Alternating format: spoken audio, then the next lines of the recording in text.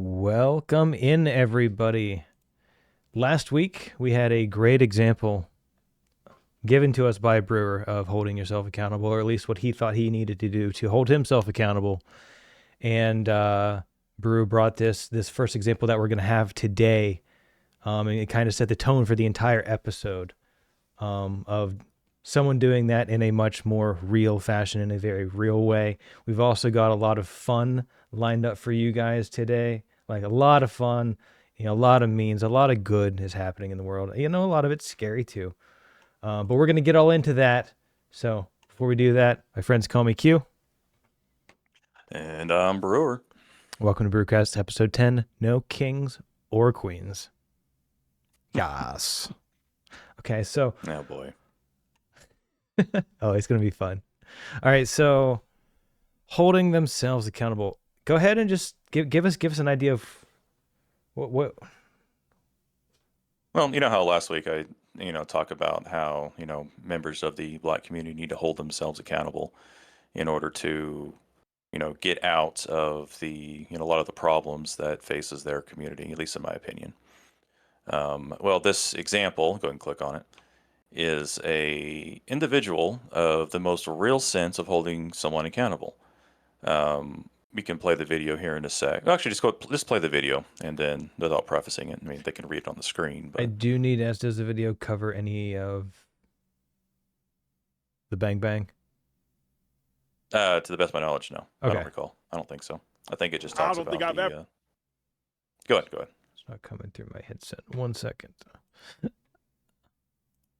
that's not coming through my headset.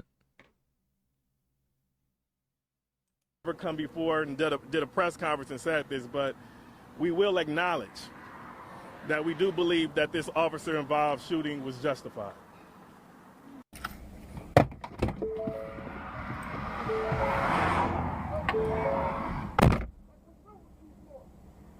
I go to pause it. I'm not 100% sure of it, actually. I don't recall if it does show it or not. So I think I saw this. So he smacks him in the face. Yeah. He decides to run. You can see the gun. Stop it, yeah. Yeah, you can see the gun in the black guy's hands there. So I'll go. Let me make this bigger. You can see it right here. He pulls out a weapon right here. So yeah, don't just in case, I don't recall if it does have the bang bang in it. It does. Okay. If it goes for another 13 seconds, it absolutely does. Okay. Well, essentially, the whole thing about this is that, like they said, is like they're saying that it is justified instead of any kind of pushback and a lot of stuff that you see that objectively in the past you've seen, when people have been pulled over and the cops are trying to like write a ticket or whatever, and they act the fool, as they like to say, they end up dying because of their actions. And the fact that someone within the Black community like that is coming out saying that it is justified, that is holding themselves accountable. And it's just a little ironic to me that, I saw this come across my timeline a couple of days after I talked about this specifically.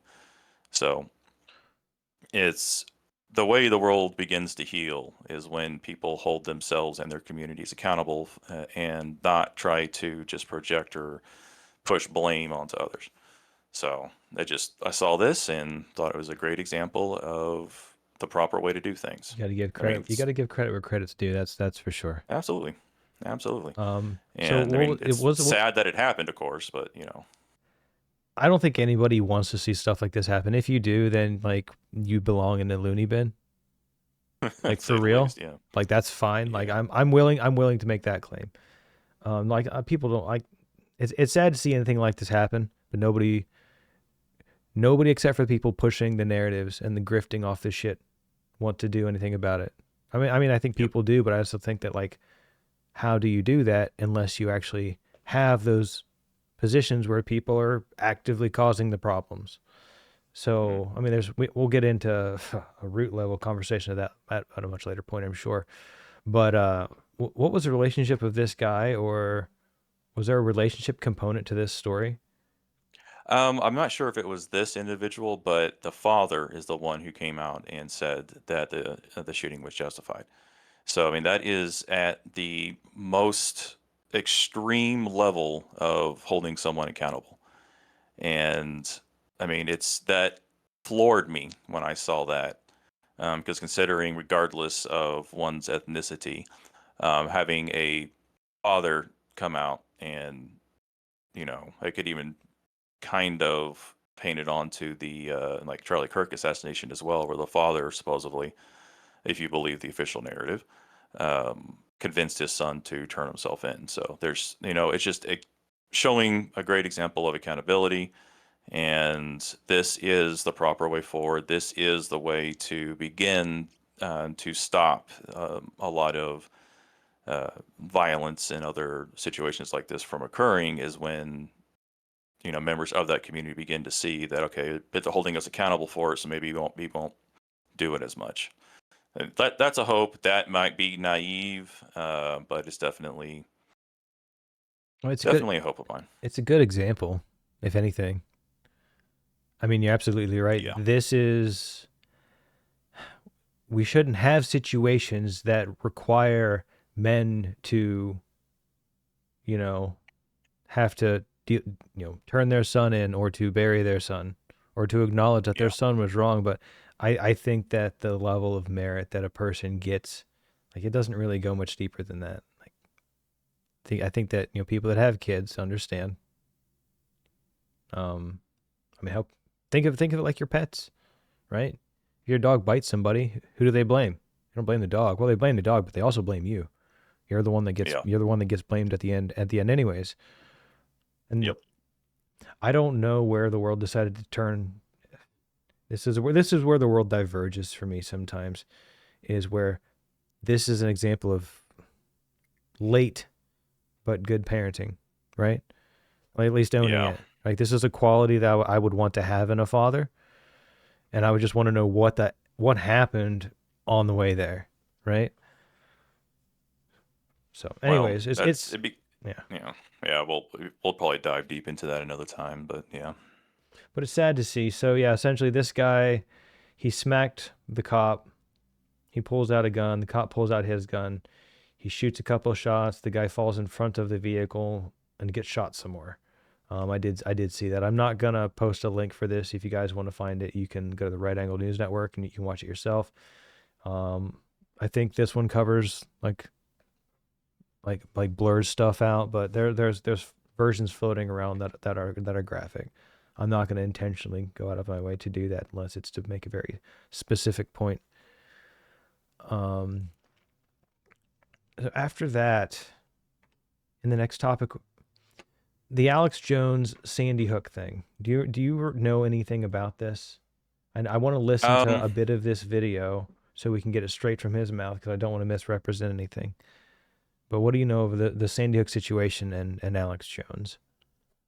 Well, I mean, Alex Jones is himself. I don't think anyone who would probably be listening to this would need an introduction to him. Sure. But I do know that the Sandy Hook. Wow, I did not mean to say it that way. The Sandy Hook thing that he called a hoax. Basically he just went off some time ago saying it was a hoax. There was a lot of weird things that happened. Even the school shut down. So it could be objectively seen as a hoax. I'm not making a claim one way or another, but because of that, the parents sued. They won, and he was ordered to pay a very large sum of money, which basically was meant to shut him down. And there's been a lot of back and forth. There was supposed to be I think it was the Onion was supposed to, or was trying to, buy it. Right. And come to find out that there was some kind of weird situation that the family was willing to take on. The families were willing to, quote unquote, take on a debt to allow the Onion to buy it at a cheaper price, and it kind of violated some kind of laws. I'm not 100% sure how that works, but that's about the end of it. I don't recall what this video, what he was saying in here about it, so I'll have to go on from there. This one came out just a couple days, 3 or 4 days ago. This is just about the Supreme Court ruling. Essentially, I think it was he appealed the judgment of the many, I think it's billions of dollars, right? Like the entire company and probably then some. I don't know, but And you were right about it being the Onion, I think. Pretty sure it was the Onion. And it was the wording inside of it. And I think the appearance of it being like meant to harm or something, or I think that's the case they were trying to make. But it got denied at apparently the Supreme Court level. And I think this is him saying, and this is where I wanted to address the messaging, because I don't know if I necessarily agree with the message in this, or if how it's phrased or how it's presented, versus kind of like what it actually looks like. Yeah, well, Alex Jones does have a unique ability to message things in certain ways that would obviously be bad, but he can kind of try to convince people that it's not as bad or even good. So, I No, mean, he's charismatic. He's got a good personality for it. yeah, I mean, yeah, personality it's trait, just, like, yeah. But I generally don't get a sense of dishonesty from the person. So, I could agree with that statement.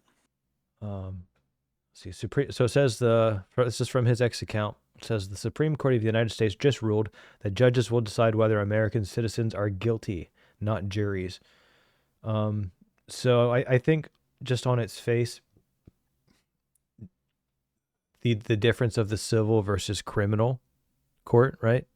You don't get a hmm jury of your peers in a civil court, and I think that's the difference, and maybe that's I what he's think trying to point to. I think you can get a jury somehow. I don't. Again, I'm not spun up on law enough to know that, but I believe in certain circumstances you can get a jury for civil. But let's see what he says. We'll go from there. Okay, let's go ahead and listen to this. I don't think we need to listen to the whole thing, but we'll listen to at least a couple minutes of it. Sure. I predicted accurately that the Supreme Court would refuse to hear my case. Made it past the first two levels of lawyers to the actual Supreme Court. Full Supreme Court. And they said, nope. Open and shut, found guilty by judges. Open and shut, show trial. Legendary. I'm not the bad guy. They're the bad guys that rigged all this. But they punted. It's political. Because they know the PR. I'm the guy that peed on dead kids' graves. I'm the guy that did all this. Nobody ever did that. It's all made up. But it doesn't matter. The Democrat Party uses those dead children like ATMs to raise hundreds of millions of dollars by claiming I'm victimizing the parents of them. It's real simple. And so 12, 13 years after, this is just the gift that keeps on giving for these people. There's 74 million Remington. The list goes on and on. But at the end of the day, it's a big joke. I never made $60, $70 million myself, much less billions of dollars. That's my whole career. So they can have their fake judgments. They can do all this.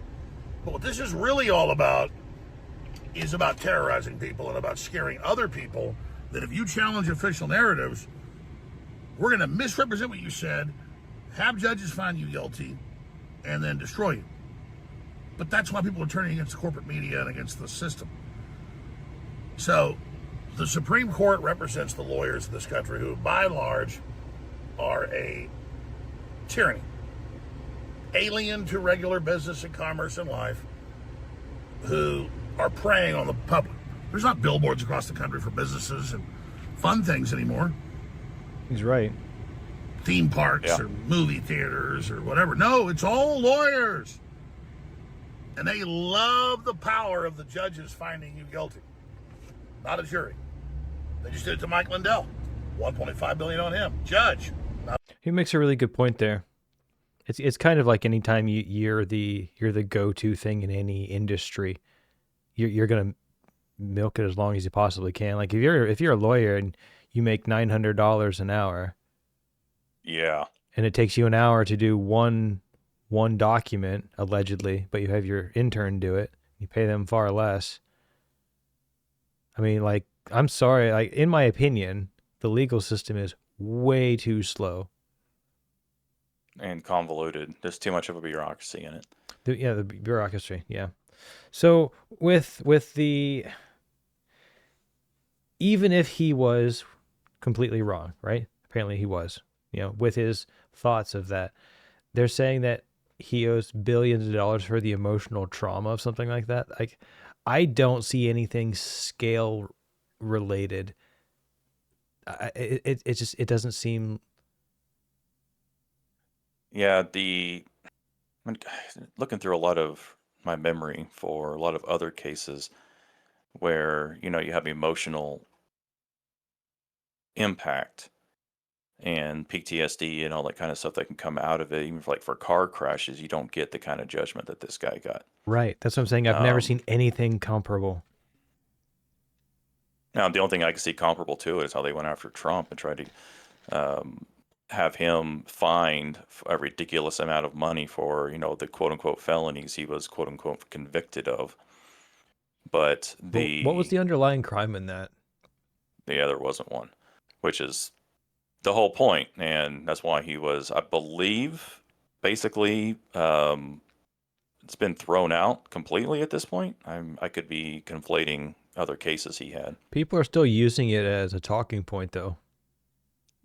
Yeah, the problem is now with you trying to use, or they trying to use the, you know, those felonies as a talking point, it immediately discredits them to people who are actually aware of the situation. Those who are unaware of the situation may hear it, but eventually those people will eventually learn the truth, which will then discredit it in the past for them. And it's another reason why the Democrat Party is beginning to crumble. Like, I just as a side note, I did read that the Democrat Party is literally unable to pay some of their electric bills for the various places around the country because they are not receiving the donations they did before. Even a lot of the high dollar donations they would get to, like, directly to the party, not necessarily to a individual who's running under the Democratic ticket for some kind of office. They just aren't. They don't have the money to pay their people. They don't have the money to pay the rent and the electricity and all that other stuff. So it's just indicative of how the phrasing and everything else is coming, is the lying and the manipulation is once it is cast before sunlight, and, you know, sunlight being the best disinfectant. So it's just kind of a example of all that. Got a crazy idea. Uh-oh. All right, hear me out. What if? This is going to be, I need my tinfoil hat. You ready? Go for it. What if is the timing of this is just to present the example of what's going to happen on the other side, but it's going to be tied to something real. What do you mean other side? Like Letitia James or John Bolton. I think we're going to get into stuff like that, the indictments and stuff. Oh, yeah. I see. Okay. So, I mean, this would imprint the image back in people's minds of, hey, like, I don't think that it's reasonable what happened. I think it's way too far. Like, I could see maybe an argument for something, right? Depending on how liberal you are. It seems other planetary. Yeah.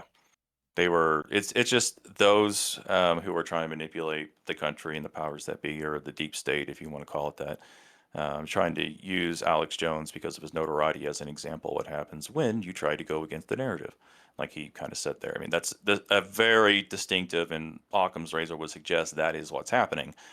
But it's, how do I say? It's going to come bite him in the ass in the end.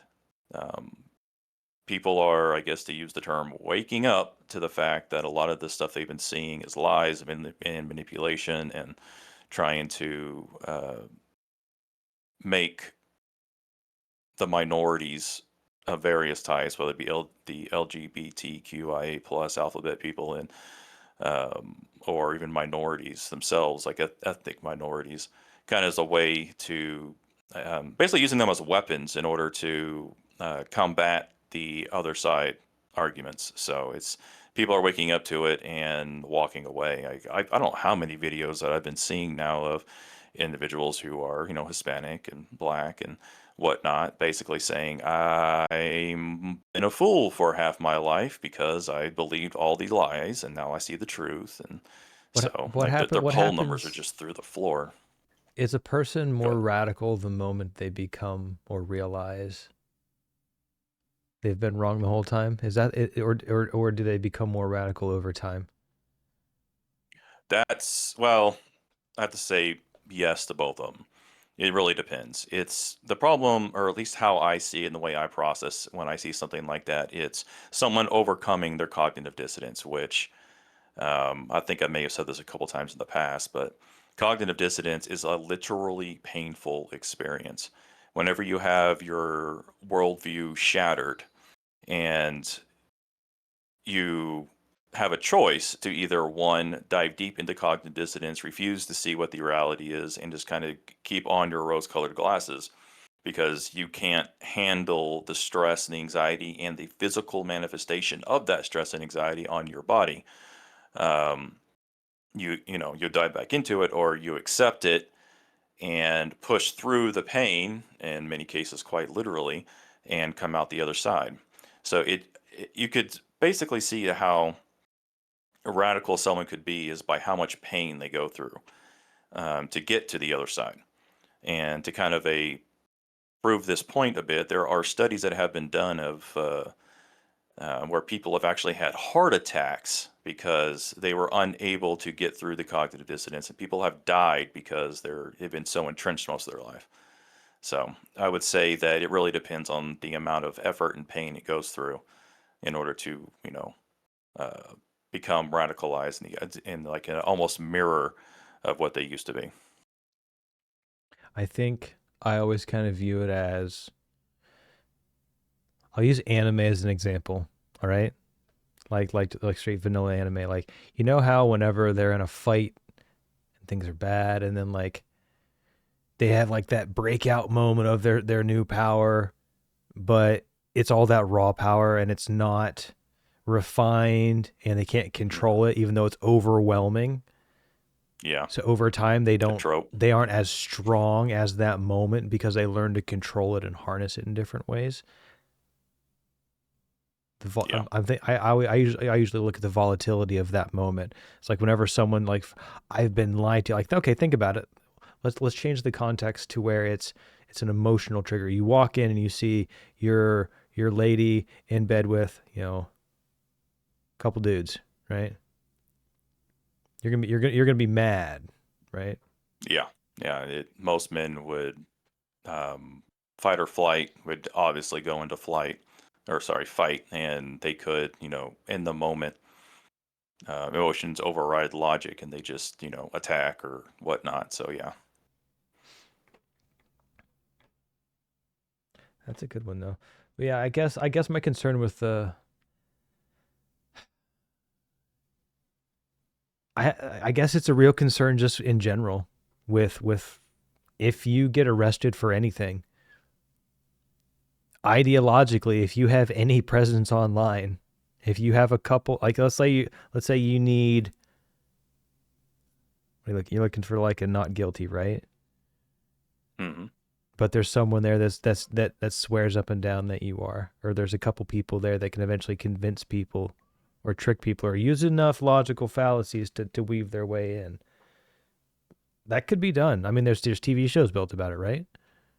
Oh yeah, it's been done, uh, and it's how do you say it's people usually people who get on the juries and they learn, let's say like an extreme leftist learn that they have a conservative that's being tried for something, and there is significant. Either the evidence is sufficient that they are innocent, or there isn't enough as evidence beyond a reasonable doubt. They will still go ahead and say guilty just because they're not ideologically aligned. And that is a product of the propaganda and manipulation that's been going on for the last half century. It And seems like a better safe than sorry approach, but that's the opposite of what it should be. yes, and yeah, I mean, I could dive deep into that, but Actually, I don't know. I mean, the other side of it exists too. What about all the people that are 13, 14 count criminals released back on the street multiple times and then go and murder someone? So oh yeah, that's they both exist already. yeah, but that's kind of going into a different paradigm in my view, because one of the ways to destabilize society is to allow criminals to be criminals. And that is, arguably a far left strategy in order to assert control, because the Marxist type of mentality that is on the far left, a lot of them now are actually just brazenly say they are Marxist, is all about keeping the population under control via fear. Yep. So if you can keep people in fear to go out and, get on public transit, it, keeps people locked in their homes and easier to control. And the same thing, So- fear is probably the most commonly overused tactic. You can use it for the example that we're about to bring up, actually. And you did a great job bringing us into it, too. Letting criminals be criminals. Yeah. Tim Walz decided to sign a bill giving driver's license for all, whether you're legal or not. So we could start with, okay, not a big deal. They can't vote, right? Right? Because Right. except in this state, they changed it to where you could go, and there's actually, I'm pretty sure this might be the video. It's done. Oh no. A packed room at the St. Paul Armory erupted after the governor's signature made driver's license for all the law of the land. So Oh, okay. we yeah. give driver's licenses to anyone here. You don't have to be a citizen. You don't have to, which is a photo ID. So if someone comes in, they register, they have the driver's license, but they have an incorrect social or no social or whatever. So then they become incomplete. But if they walk in to vote with their driver's license, does that make them all of a sudden now okay? Mr. Linnell. Madam Chair, so the designation on the roster for someone whose registration had been incomplete, if they present the election judge with that acceptable identification document, that would clear the challenge from the roster and they would be permitted to cast a ballot. Mr. Anderson. Well, okay, there's your problem, potentially.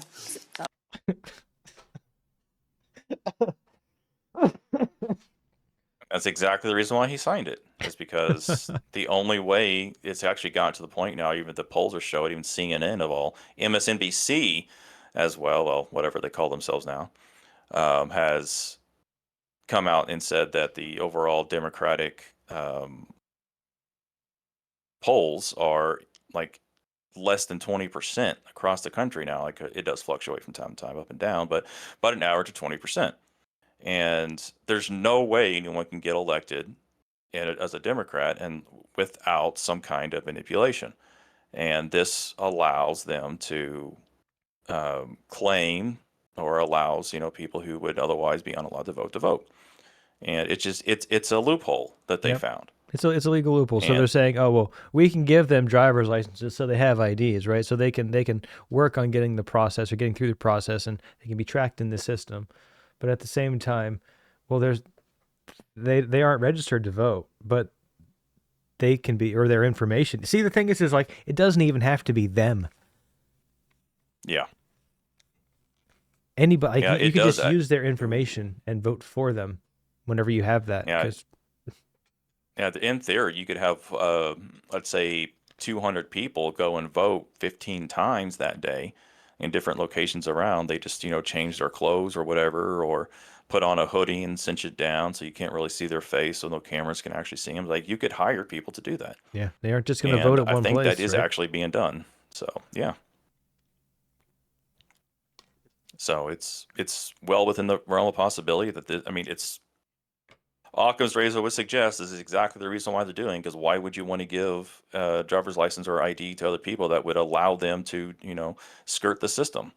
So, but I do think that in the near future, one of the Trump's administration's goals is to federalize any kind of election like that, where you can't do that, at least for the federal level.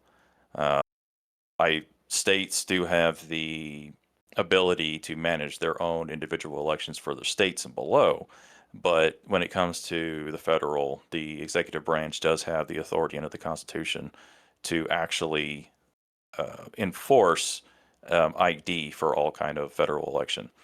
The difference is now that since I think it is Minnesota for Waltz or whatever. I can't remember. I don't pay enough attention to the guy. Yeah, it's Minnesota. Okay. They now have that loophole where they could allow for illegals to vote into the federal election, but the simple fact that that has occurred is actually grounds for the Trump administration and the DOJ to go in and just royally screw over Minnesota. Like, I don't think people understand, especially with the current DOJ and the FBI, exactly how bad it can get for Minnesota legal wise. Because Trump can basically remove all kinds of funding to Minnesota from the federal government, which will cripple the state. So, Well, I mean, how does that tie to funds being withheld right now for a government shutdown? well, Are we talking about projects that would exist that would get canceled that he's starting to cut? How do those overlap, or do they? I'm not really sure that they would overlap 100%, because I mean there are funding through the federal government for like education and other stuff, and let's say stuff along those lines that would not normally be cut through a shutdown, but any kind of like infrastructure or I guess infrastructure is the only one I can think of top of my head, could be completely cut. So then Minnesota itself would be completely on the hook, if they wanted to keep their state, active and running to at least a very basic degree. So it could what that would end up doing is that if Governor Walz decided not to, or to continue the current trajectory, refuse to enforce the federal law when it comes to voting, and Trump does actually pull all the funds, the only way that the state could, even begin to stay afloat would be to dramatically raise taxes or go deep into debt or just, let stuff fall through the cracks. So like the state-run Medicare would be gutted, mostly because they'd run out of money. I mean, I'm just throwing out examples here of things that could occur. But They, in their quest for power and to stay in power, and mostly probably for himself, Waltz is literally, say literally, but as literally as you could be in a figurative sense, throwing his citizens under the bus so he can stay in power. And you have all the patsies behind him who are cheering and bringing on their own destruction. You gotta love it. if the Supreme Court does rule that you can't gerrymander anymore based on race, because we know that it exists, it happens. Like you don't. It's. I'm not going to try to convince you if you don't believe me. That I think that would really put a dent in any effectiveness this would have. I guess maybe not, because the density of the votes would go down. It would impact it, but it would. You could still compensate in some ways. You'd have to You'd have to focus, but I think that there's no coordination for that level at the moment. I would disagree with the coordination. The funding for it is gone, for the most part, unless they were to begin to illegally dip into like taxpayer or some kind of money laundering way to get funds to actually get stuff done and for voting and whatever else to push people to go vote. Now that you mentioned it, I saw a video. I think it was this morning. Someone said that they found that NGOs receiving billions of dollars, and that was going into. I wouldn't be surprised if there was taxpayer money given to NGOs to influence. Oh, absolutely. It was through USAID, a lot of that. And even to kind of along that point, I did see some today about how there were USAID employees that were going around handing out information to the No King protesters today in various parts of the country. So, taxpayer, there have been multiple instances. Doge has found, as well as the Department of the Treasurer. The Treasury Department has been seeing a lot of these funds going through to NGOs, which then go to another NGO, which then ends up, going into funding the various illegal voting activities that have occurred. So yes, the taxpayers are funding their own, basically funding their own way into like a Marxist and communist regime. If We're doing it. you know, But I'm sorry, dude. That's happening on every layer. Like, you know how you said that like people are waking up to what happened, but the people that are Yep. waking up are already falling prey to the next narrative. I know what it is. go on. We've been covering it. And we're gonna get into a little bit more detail. That's one that Okay. yeah. That's I the know one what we're gonna research. I am 90% sure. Like I'm gonna invest the level of research to prove myself wrong. How about that? Good luck. I would like to be wrong, but hey, maybe it'll happen. So the next video, I for some reason I got into X or Twitter super late. I've never really had social media. I don't really care, like other than watching videos here and there. Like I've never really understood it or engaged with it much, right? So streaming and getting on like YouTube and doing this way outside of anything I was ever really expecting to do. But I ended up in my early adventures. It's still like a couple months old, right? But there's Japanese people, and they're experiencing some of kind of the problems or early stages of the problems that I think the US faced and like the UK faces. And then there was this video, and this was a video on a post from Haruka Awake. She is, I think she's like a journalist, but she seems super nice. But the video is what I wanted to focus on, about in my understanding, the Japanese culture is very polite, right? Yeah. Like very polite. Like instead of saying shut up, they'll just go up and they'll they'll do something. And it you wouldn't think, at least as a Westerner, I wouldn't think sometimes that's the case. But there's a difference between being unaware and then being I don't know what the right word for it is, but I want to read through this. Which side would you like to take of the conversation? And it kind of really captures the essence of it at the end, but I think it's important to engage with it. And just for fun, do you want to do one of the voices? Or do you want me to do both?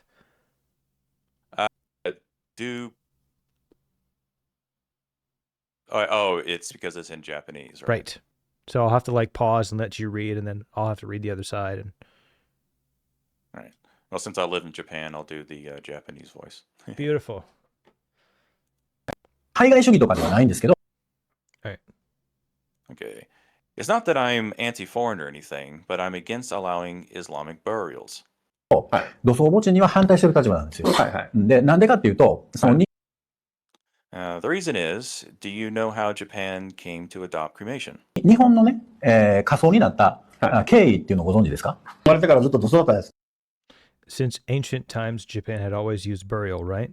When exactly was cremation common before? どこが仮葬だったんですか？土葬だったけど、そういう It used to be burial, but during the Meijing period, it was changed. 歴史的な明治期に、いいですか？まだ歴史的に変えればいいじゃないですか。 If they could change it during Meiji, they could change it now too. 明治で変えるんだったら、今の令和でも変えれますよ。それは The Japanese guy laughed there. Yeah. And that's kind of an extreme argument, isn't it? ちょっと暴論でしょ。いや、ボールじゃないですよ。明治だって No, it's not extreme. Meiji era wasn't that long ago. そんな違いが、それより何千前の日本生まれてたから、今現在99 Right now, 99.7% of Japanese are cremated. 9.7% が仮葬なんですね。はい、来てますで。そういった意味で、衛生面とかね、So from that perspective, thinking about hygiene and all that, そういったことを考えると、ムスリム I understand that Muslims have urgent religious obligations regarding burial. の方のね、早急宗教戒律があるっていうのは、理解はできるんですけど、日本でね、住んで But since they're living in Japan, I wish they could accept our ways. いただくっていうことに関して、そこは受け入れていただけないのかなっていう思いそれがは無理です。 That's impossible. It's impossible. いや、それは無理です。強制をね、してい Are you saying as part of enforcing it, they have to change their religion こうって to. いう中では、はい。いや、じゃあ自分の直ちにやめろ。 Oh, that was for me to say. Are you saying that as part of Oh. enforcing it, that they have to change their religion too? やるってこと？いや、違います。そういうこと言違います。ってるんだし今は。違う。 Are you saying you must change your religion? I'm not. じゃああなたの宗教変えなさいって Are you saying you must change your religion? こと。違います。日本にい違いまするんだったらあなたの宗 Are you saying that if you're in Japan, you should basically abandon religion like most Japanese? 教はなしにして無宗教みたいにして違います。違います。だから、そういう I'm just saying, please understand that there are opinions like mine too. 意見がね、私みたいな意見もあるっていうことは理解してくださいよ。いやそれは無理ですよ。いやだっていや I'll never accept your opinion. Yeah. This is a very good example. This is what every single person faces. Apply more context. As far as whenever you're engaging with, I believe, the Muslim ideology, the ideology is you will change because. You will change because I'm Muslim and I'm correct because my holy book says that you are wrong in every facet of life and I am correct in every facet of life. So no matter what you say, what I say goes. But even just based on this video, this Japanese gentleman is very, very kind and saying, look, I'm just wanting you to recognize that people have other opinions. And he says, no, I'm not even going to do that. Yep. That's basically, it's the whole left-right paradigm right now is, I mean, you have one side, the left side, that seemingly doesn't want to even acknowledge the fact that the other side, you know, has their own opinion and wishes to express it and try to come to the marketplace of ideas and maybe discuss it. They just completely, nope. And well, the right side is willing to sit down. Well, maybe not so much anymore. Sit down and talk about it. Then you have people like myself who are moderates, who also share the right side ideology of sit down and talk about it. And that's probably one of the reasons why you have more moderates who are actually probably, whether they say they're more right or not, going to the right just out of sheer necessity in order to make sure that they're not completely trampled upon by those who won't even listen to what they say. Yeah. I think with this example, it's someone that I guess feels entitled, saying, "Oh, well, we're coming to your country. You need to change for us." Versus, instead of us wanting to bring something to you, we're coming here to participate in what you brought here. No, we want to come here to bring what we're leaving. That never makes sense. But it's the aggression versus the polite society. How do you think this is going to play out? Because this is oil and water. Oh God. Let me process that for a moment. Well, to kind of okay, what I think is going to happen, and this is based on my 2 years I lived in Japan. There were kind of like a side thing, real quick. Whenever I would try to go to a bar or a certain restaurant that was pretty much only Japanese people who were there, I would walk in the door as a 6'1" bald white gaijin, and I would get, the X, which they would, raise their hands above their head and cross them at their forearms to have the X, basically saying that you're not allowed in here, you must leave. And that is allowed under Japanese law. They can refuse service for pretty much any reason. And I would, I understand, I say in Japanese, well, I understand, thank you very much, and turn around and walk out. I would never cause a problem. So eventually, I feel that it's going to become more aggressive.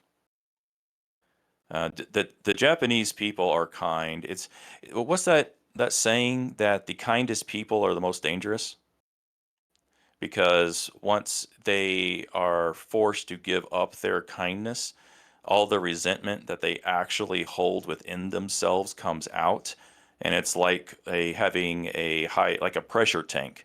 Because the more resentment you put into it, the more the pressure builds, and then once that pressure is released, it comes out in full force. Yeah. That's kind of what I foresee happening. And the Japanese are very good at, how do I say, making their, to say this, they're a lot stronger than people give them credit for. They have a stronger sense of community Especially, still. yes. So, yeah, that's probably a really good way to put it. Yep. They will come together and unite faster than any other culture that I personally know about.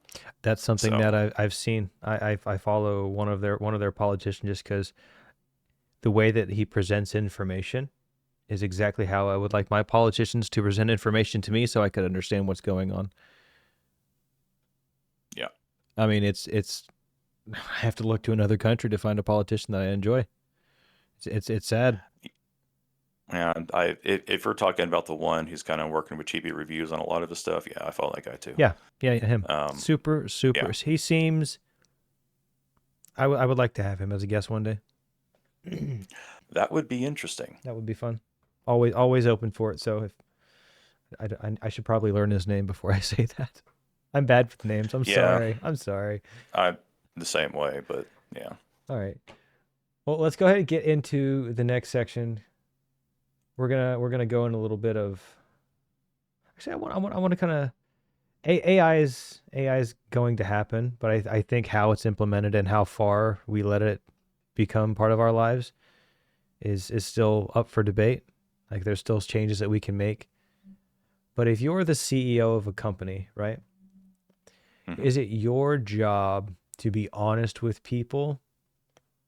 I'm gonna paint this a very specific way. It's probably not going to be a fair question, right? But is it your job as a CEO to sell your product or to be honest? Wow. Two avenues of this. One, the fiduciary responsibility is to constantly make number go up for your investors. Would that make The lying reasonable? negative, well, ethically, no. Okay. And that's the other side of it is Yeah. you got the ethics of it and the fiduciary aspect of it. In theory, they should be aligned. But if it's common practice for companies to lie now. So, I mean, there is, it should not happen, but it does. And until the actual CEOs themselves, the actually C-suite themselves, are held directly responsible for lying and not the U.S. entity or U.S. person entity that is a business, which is a non-living entity, but is Yep. considered a U.S. person. That's always bothered me. Until, yeah. Well, yeah, there's a history on that. I know a little bit about it. I can't talk about it, extensively, but yeah, it was a manipulation of the courts to allow that to happen. It is because of precedent that is the case due to something that happened, I believe, back in it's like the 1930s or 40s. It has something to do with between Chrysler and Ford, I believe. But I could be wrong on the I'm two sorry, companies. but convincing me that a building or a business is a person isn't gonna happen. Sorry. Oh, I agreed. Within the eyes of the law and the way that the judicial precedent was set, that is the reason. That's the reason why Yeah. a fiduciary responsibility even exists. Yeah, I'm sure it goes into getting into the whole legal protection stuff. See, I think the problem is there's too much legal crap. Like there's so much legal code and laws on the books that people don't even know. Mm-hmm. Like I don't know my city code. I know some of it, but like I know the parts that I need to know. Yeah, I know a bit more of my city code because I'm on a planning board. But I certainly would hope you I'm would know actually, something then. yeah. I mean, I have a lot of say in what should be in there. I don't have any say at what will be in there. But the legal code has been purposely convoluted to allow the corruption to occur and to bury and make it more difficult to seed out the corruption. Then how do we get it out? Well, look at what Trump's doing now.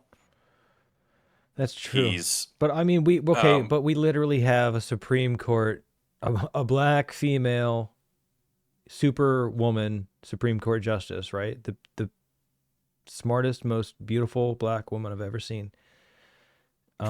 She thinks black people are disabled, and she can't really understand. She doesn't really know what a woman is, even though I'm pretty sure she's one. I don't know how to reconcile those differences, man. She's just so smart. I'm just not going to touch that. Okay. That's okay. I got to touch it.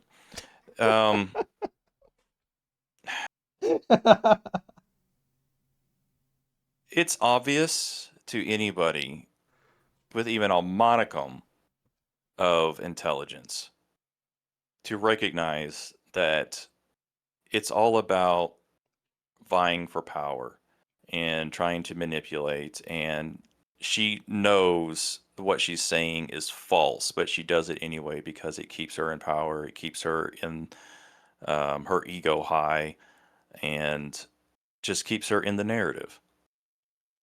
And that's what a lot of these people want. I'm not saying black people, just in general, people who go and make statements like that, who are in some kind of political position. I'm just amazed that how did it get so bad? Well, it's because it's been allowed. It's the whole, you give someone an inch, they'll take a mile. Well, these people have been given a mile, and they're trying to circumnavigate the globe at this point. That's fair. They just don't stop. I mean, okay, but the other side doesn't stop either, right? This kind of gets into what's going on online right now. Whatever used to be the woke crazy left online is now resurfacing as, I would say, unauthentic, moral, good censorship machines. Yeah. That's a really good way to put it, actually. Yeah. Unauthentic. That's perfect. I have no way to say that better. But that gets me into the next topic. We talk about Palantir. This is the CEO of Palantir. I only want to talk about the first, we're going to watch probably a minute or two of it. This is from Sean Ryan. Dude is former Navy SEAL, CIA contractor. Dude probably knows his shit. I wouldn't want to mess with him, right? He could probably kick my ass. Yeah. You know, even if I got the jump, he'd probably still kick my ass. But my focus is on the CEO of Palantir and how he addresses things. So a lot of people, as it says above, people think Palantir is a spying tool, but that's just not true. I mean, this is quotes. Let's see how he expresses what Palantir is and what some of the things it does, because to me, it feels like I'm being sold something. It feels like you're kind of addressing the subject so you're acknowledging the problem, but you're like, no, that's not what this is used for. And it feels like it's playing the game of, well, we do this, but not this, right? It's like having the Flock AI systems, right? Where they say, oh, well, we don't have facial recognition whenever on their page themselves it says they had the capability for facial recognition. It feels like one of those instances, and this is where I think I really think moving forward, anybody interested in the privacy aspect of online stuff can make a lot of headway and progress by participating and working with Louis Rossmann. This is just my personal feelings, right? This is not a BrewQast thing. This is not a Brewer thing, but Louis Rossmann is doing stuff the right way, and there's videos that I wish you guys would all go watch of his about him being successful. And that's something that if you tie the current problem in with that and you make that the movement, that can make the real change that is needed to stop the whole digital bullshit. Or at least frame AI in a way where it's not going to fuck us. Yeah, the problem is it's getting to the point now where if you start talking about like Palantir and digital ID and everything else, it's the digital dollar. It's coming. There's no ifs, ands, or buts, and I would be almost willing to say it's going to happen like in the next month. because there's a lot of weird financial sector things happening right now, and I've been seeing some, I say wild conspiracy theories, but with the current track record of how almost every single fucking conspiracy theory is becoming true, I would not be surprised if when we come out of this shutdown, that the whole financial system of this planet is just overhauled somehow. It's already being put in place. Yeah. It's so see and it's going to happen overnight. The digital currency has to match with the digital ID, and the framework isn't entirely there yet to control it, but it is happening in every single state. So if you are in a state in the U.S., this is actually what I would like to, if anybody wants to help participate in a larger scope project, look into the bills that all of your politicians are passing in your state. And if there's something related to online privacy and age verification or porn, or they're using children as the excuse, look into that and see what kind of digital access controls are being addressed. And if there is something, send that to us, and we'll put that. We'll address that. We won't. Anybody who wants to send us information and stuff too, like, I'm not going to burn you. I know that it takes a very long time to get trust for people to say, like, hey, I have this information or this video or this information I need to get out. You know, it'll come with time, but I'm firmly under the stance that if you give me something that, like, it's my job to defend that information. So, as far as the source. Yeah. But that's just so. Go ahead. I was going to say, any source, the whole the journalistic integrity or whatever else. And of course, what I used to do for a living, I know how to not disclose sources. So, and I may or may I would not go to know jail how. before. So, well, I can teach you. Well, you missed it. Anyways. Yeah, I probably did. All right, so let's get into the video. With Incutel, the CIA's venture capital firm. I am now. Yeah, it's a really, it's kind of an under the radar thing, but under George Tenet, the CIA set up this essentially a venture fund called Incutel, and their job was to scout for technology that would be useful to the mission of the intelligence community.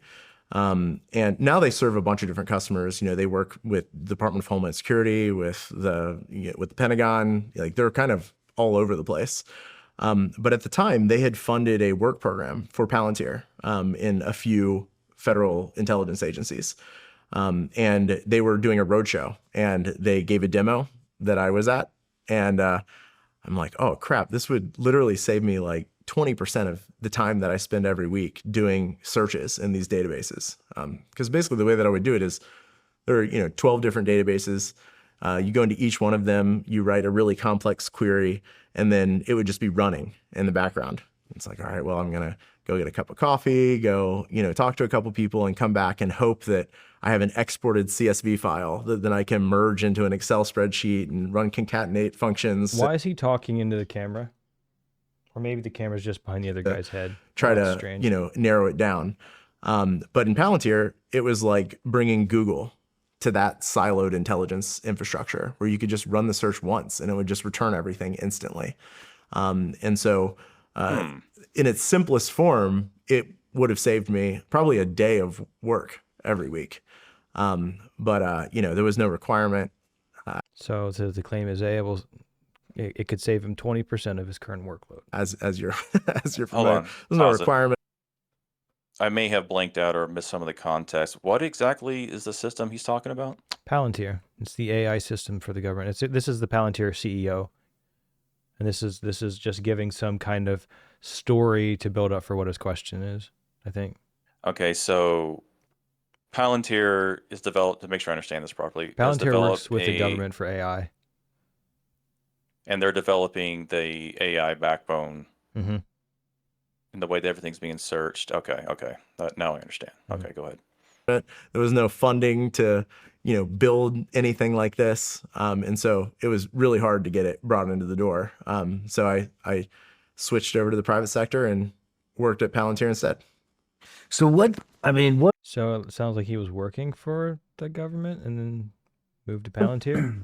lot of Yeah. Palantir's. Everybody's worried about it. Everybody's worried about, are they spying on us? Is this going to be the Interesting the laugh. newest Patriot Act? What are they? Are they spying on us? What is it? Yeah, I mean, the misconceptions around Palantir are crazy. I mean, they're not bringing any data. The data belongs to the customer.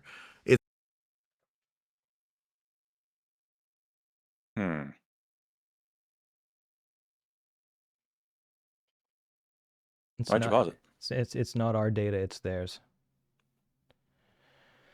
It's not that, it's the access to all of that data. He just said that he could just drop in a query and have access to all of those databases. That's obfuscation. Hold on. So, hold on, I'm processing this. Oh, okay. Sorry. So before he had to run a query and do everything else, and now instead of saying it's not our data, because it was technically, he was a part of the institution that where he was able to do that query directly against the databases. But now that he's at Palantir, it's no longer our data, it's the customer data. So yeah, that is a weird way to kind of manipulate what he's saying there. Okay. But who's the customer? The customer is the government. Exactly. So the government data. So there is, so essentially he's saying, yeah, this is the AI to run the government. Mm-hmm. Yeah. I want to listen to that one more time. Yeah. Also, I know that this guy's former Navy SEAL, right? And I think that anybody that knows what Special Forces actually does,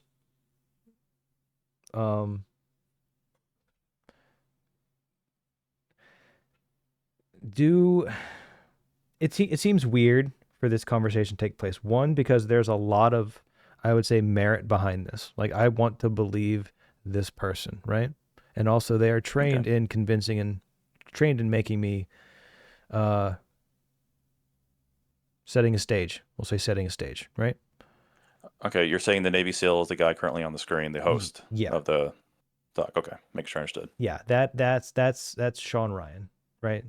Mm-hmm. Always seems like a solid guy. Like, I'm not knocking him. I'm just saying, based on the history, I'm always going to look at this. Maybe there's some actual government involvement here. Why? Because we're talking about AI with the government, right? What kind of cover story would I need to do that? Again, I'd rather prove myself wrong. But I want to listen to his words. Are they spying on us? What is it? So the question is, are they spying on us?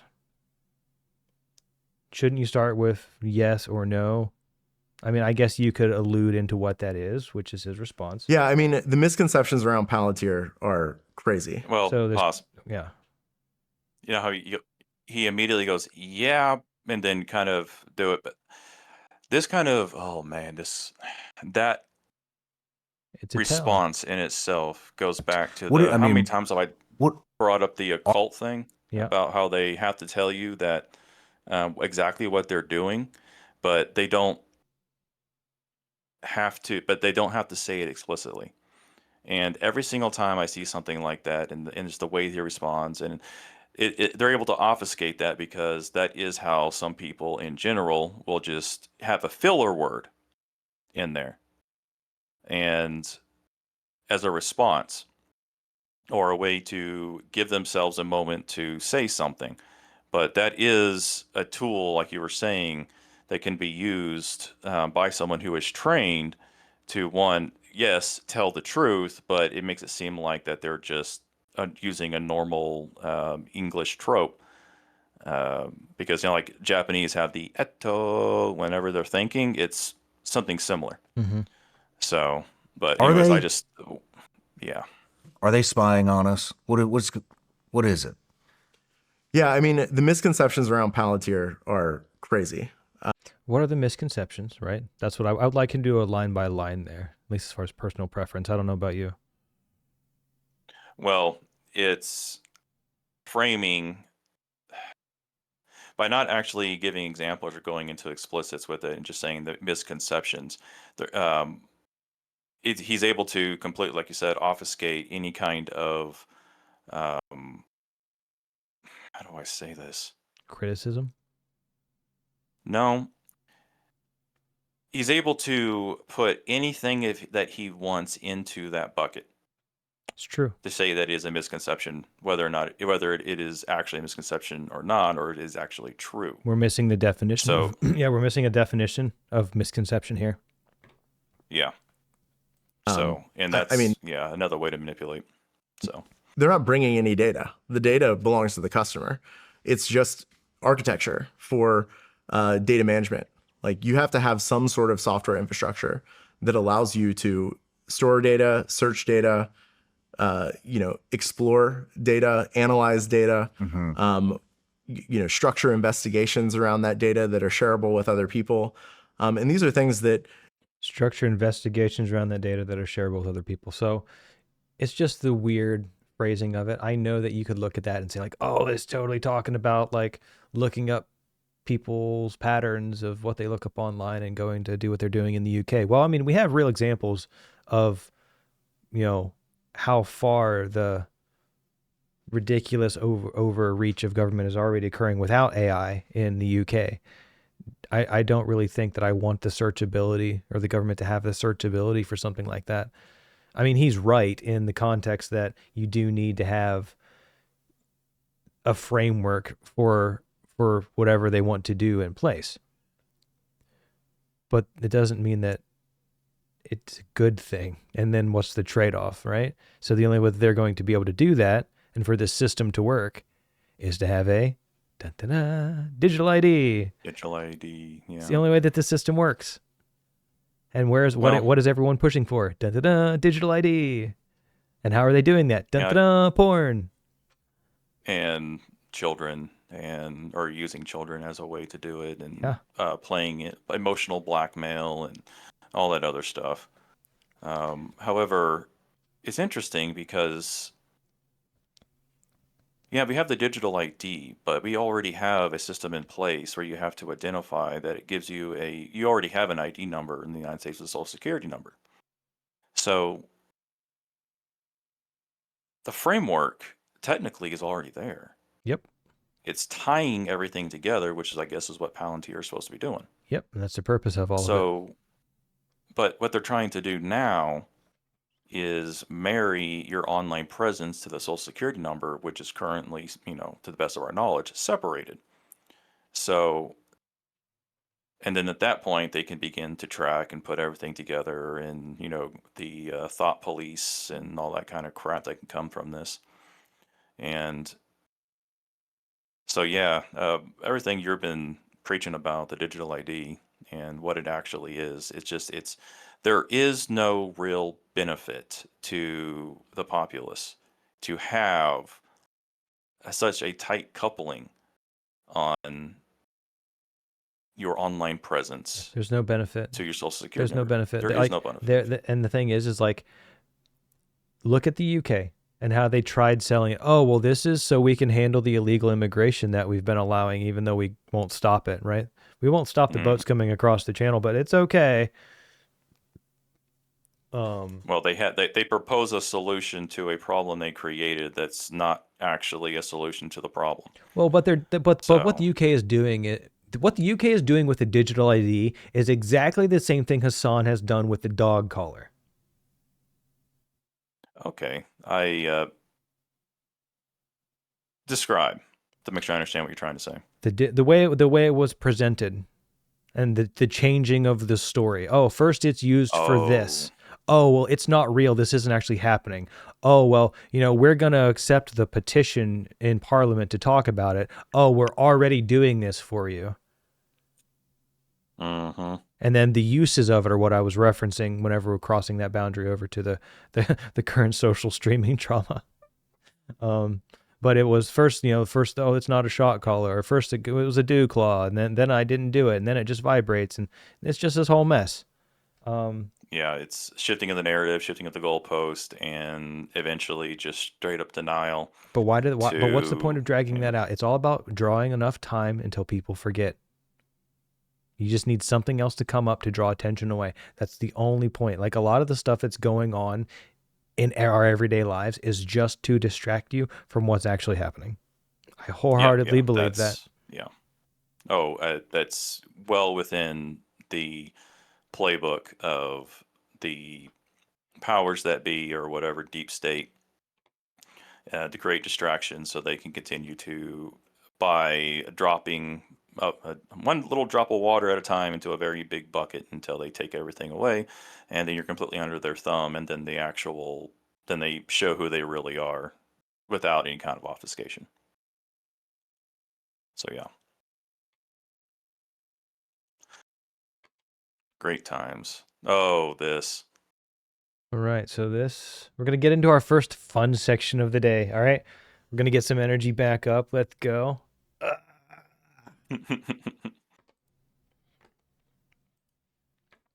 right, so what is this? Explain this to me, or do you want me to play it and not preface it? Either way is fine. Actually, I do want to kind of preface this a little bit. This is something that seems so ridiculous that, I mean, it's kind of a serious, I'll say semi-serious type topic, but it goes into such an extreme that it just becomes humorous. It's essentially a guy got a letter from an HOA that he's not a part of. And what? Yeah. So he lives in a neighborhood that, I guess, I mean, from the context, he either lives directly next to or maybe even within an HOA, but he's not contractually obligated to be a part of the HOA. I don't know the full context of that. But he got a letter from an HOA that was complaining about something. I'll let the video actually describe because it's absolutely hilarious. And they just were essentially making threats against him that he's in violation of the HOA when he's not a part of the HOA. It's just that some of these Karens, some of these people just have such a high opinion of themselves, for lack of a better term, that they think they can do this and they think they're completely valid. It's so far out there that it just becomes hilarious. You know, there was and that's the end of the preference. Okay, before I play the video, I just want to say there was an entire section that I didn't put in today called "What's Wrong with White Women." They just, okay, I'm sorry. Oh, man. They just keep making shit worse. I'm sorry. Every single time it's like, am I wrong? Yeah. Am I wrong? Is it just me? Am I going crazy? Because like collective shout, white women, all of these problems that we have, white women. One of these days we got to do an episode just about women in the 14th. Is the 14th Amendment? Numbers escaping me. Talking about women's voting? suffrage and all that kind of. Yeah, and I think that's the 19th. Just repeal the 19th. Yeah. 19th. Yeah. Thank you. So me and numbers. We're gonna do an episode on that just to kind of talk about it, and we're gonna probably get a lot of hate for it if it gets out. But, yeah, you're gonna have to get you're gonna get your misogynist badge eventually, I'm sure, right? Yeah, but anywho, just play the video. Anyways, let's go. This guy got a letter from the HOA because they were jealous of his generator while they were without power. Oh, I remember you sent this to me. This is hilarious.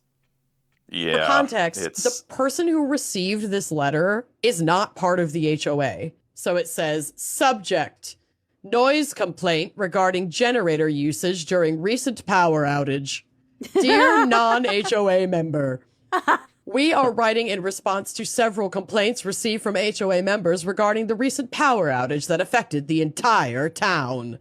While we understand the challenges of a blackout, your actions during this time have raised concerns among the community. During the outage, you utilized a gas-powered backup generator to restore power to your home. While backup generators are not prohibited, the following issues were raised. 1. Excessive noise. Multiple HOA members reported that your generator was loud and disruptive, causing undue disturbance throughout the neighborhood. Such noise during an already stressful situation aggravated the discomfort for those without power. Okay, so that looks to be like is that a TikTok? It's the Wine and Crime Pod. They're the ones that did the video. She seems very animated. Yeah. I mean, she does a great job with the inflections and everything else, which just adds to the overall humor of the situation. Yeah, but drawing attention. I'm like currently face palming with my eyes closed because it's so ridiculous But it's that real. people think that they have the audacity and the that they're so well or so important that they can actually do something like this to someone who's not even a part of the HOA. I think It's that it's because people lack a sense of real purpose. And whenever someone gets a position like that and they have some power, I think a lot of times they want to do a really good job, but they don't have the capacity to separate it. I think they just may not be qualified for it, but I think their intentions are usually good. Like they want all of the lawns to look nice. They want everyone to be happy, but they take it too far. Of course they do. Yeah. Well, they get drunk on the power. Yeah. I mean, I can't tell you. Well, when I was living in Phoenix with the friend of mine who I've mentioned a few times, living at his house as renting a room from him, there was a massive HOA drama thing that was occurring. And I don't want to go into full details of it, but it was just the amount of people or the president that was going around and writing people up for these stupidest things, and which really necessarily wasn't against the HOA, but if she could find a way to write somebody up, she would. That's just being malicious with your power then. Yes. Yes. And it is not because she did not like the individual. She was just utilizing the power in a way that allowed her. It was an ego trip. It was a power trip. It's just drunk on power. I can't think of any better way to say it. I was Do trying you to. think that men are more or do you think that women are more susceptible than men to power, or do you think that it's fair? It's an even split. Oh, I need to think about that. It's okay to be wrong. Like, I'm not asking for any scientifically backed idea. I'm just asking what your thought is, because we don't take things super surreal here all the time.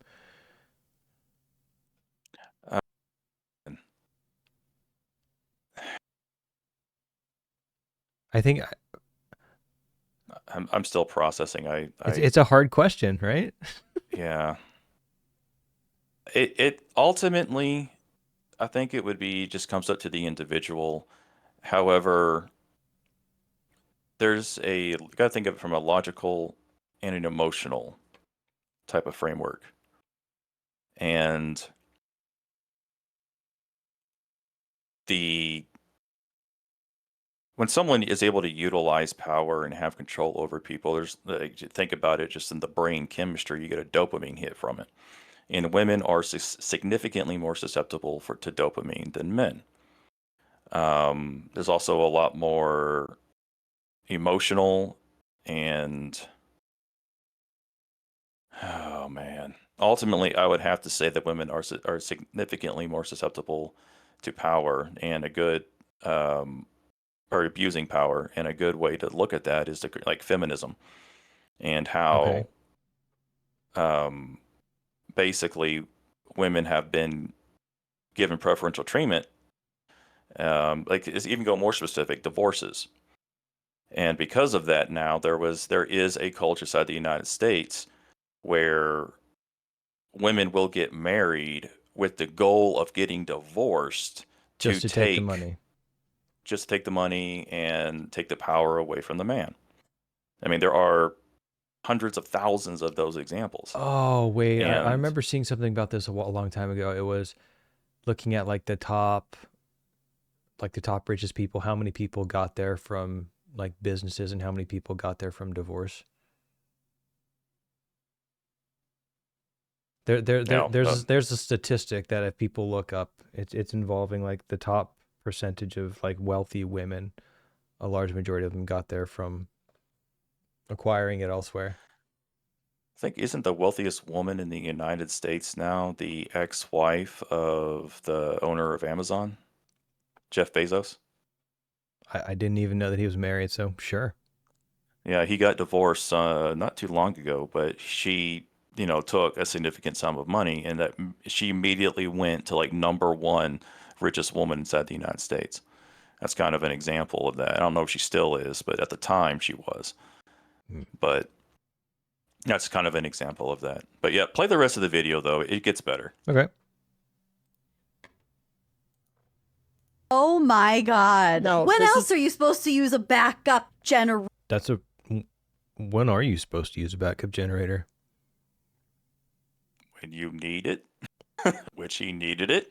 No, okay. A backup generator is supposed to be running before the power goes out. You're supposed to already have it on. It's supposed to be a 24-hour thing, unless you have one of those automatic kickstart ones. So what he was doing wrong was not running it when he didn't actually need it. That's what's messed up here. Failure. Radar. 2. Perceived unfairness. This is the funny part. Several Really HOA funny members part. were frustrated by the fact that while the rest of the community was without power, you were seen watching the game on your television and carrying on as normal. Oh, good for them. The disparity caused further dissatisfaction among residents who felt the noise and visible signs of your powered home were inconsiderate during the outage. We kindly ask that you take the following actions in the future. Consider a quieter alternative. If possible, invest in a quieter or more discreet generator system to reduce the noise impact on your neighbors. Buy a new fucking generator. Okay. Be mindful of your neighbors. While using your generator, consider minimizing activities that might highlight the contrast between your powered home and those without electricity. We hope this letter serves as a reminder to maintain community harmony even during challenging situations. If you have any questions or concerns, please feel free to contact. All right. That was worth playing out. Yeah, I mean, come on. Please don't turn on your TV because the other people can't turn on their TV because they don't have a generator. Fucking clown world, dude. We live in clown world. This is all a joke. This is all a joke. I almost don't want to believe that this is real. I want to believe it's a story too, right? But I can't because like there's a lot of videos that we're going to go through. I'm pretty sure this is the real world, man. We just need to accept it. Yeah, I don't know if we get to the whole diverging timeline theory, but what the fuck is the one that is dealing with this timeline? But anywho, yeah, go to the next one. It's so funny it hurts, and not in a good way. Yeah, it's the, I feel it. All right, then the next one, like, I didn't quite know how to feel about this initially. So this story popped up. This is the whole fun section, right? So we're trying to take these things with lightheartedness, but like this person in Switzerland sold 3.1 tons of pork. That is over 6,000 pounds of pork to Muslim people, telling them that it was veal, and they didn't notice for 3 years. How dare you, sir? How dare you? I don't really care, but there's a lot of questions that I have. Like, how did they not know, right? That's my first one. How did you not know? I also don't know what halal meat is. Do you know what halal meat is? I know that I've had some. Halal meat is meat that was one that's considered clean, but how pigs being an example where no matter what you do, it can't be halal.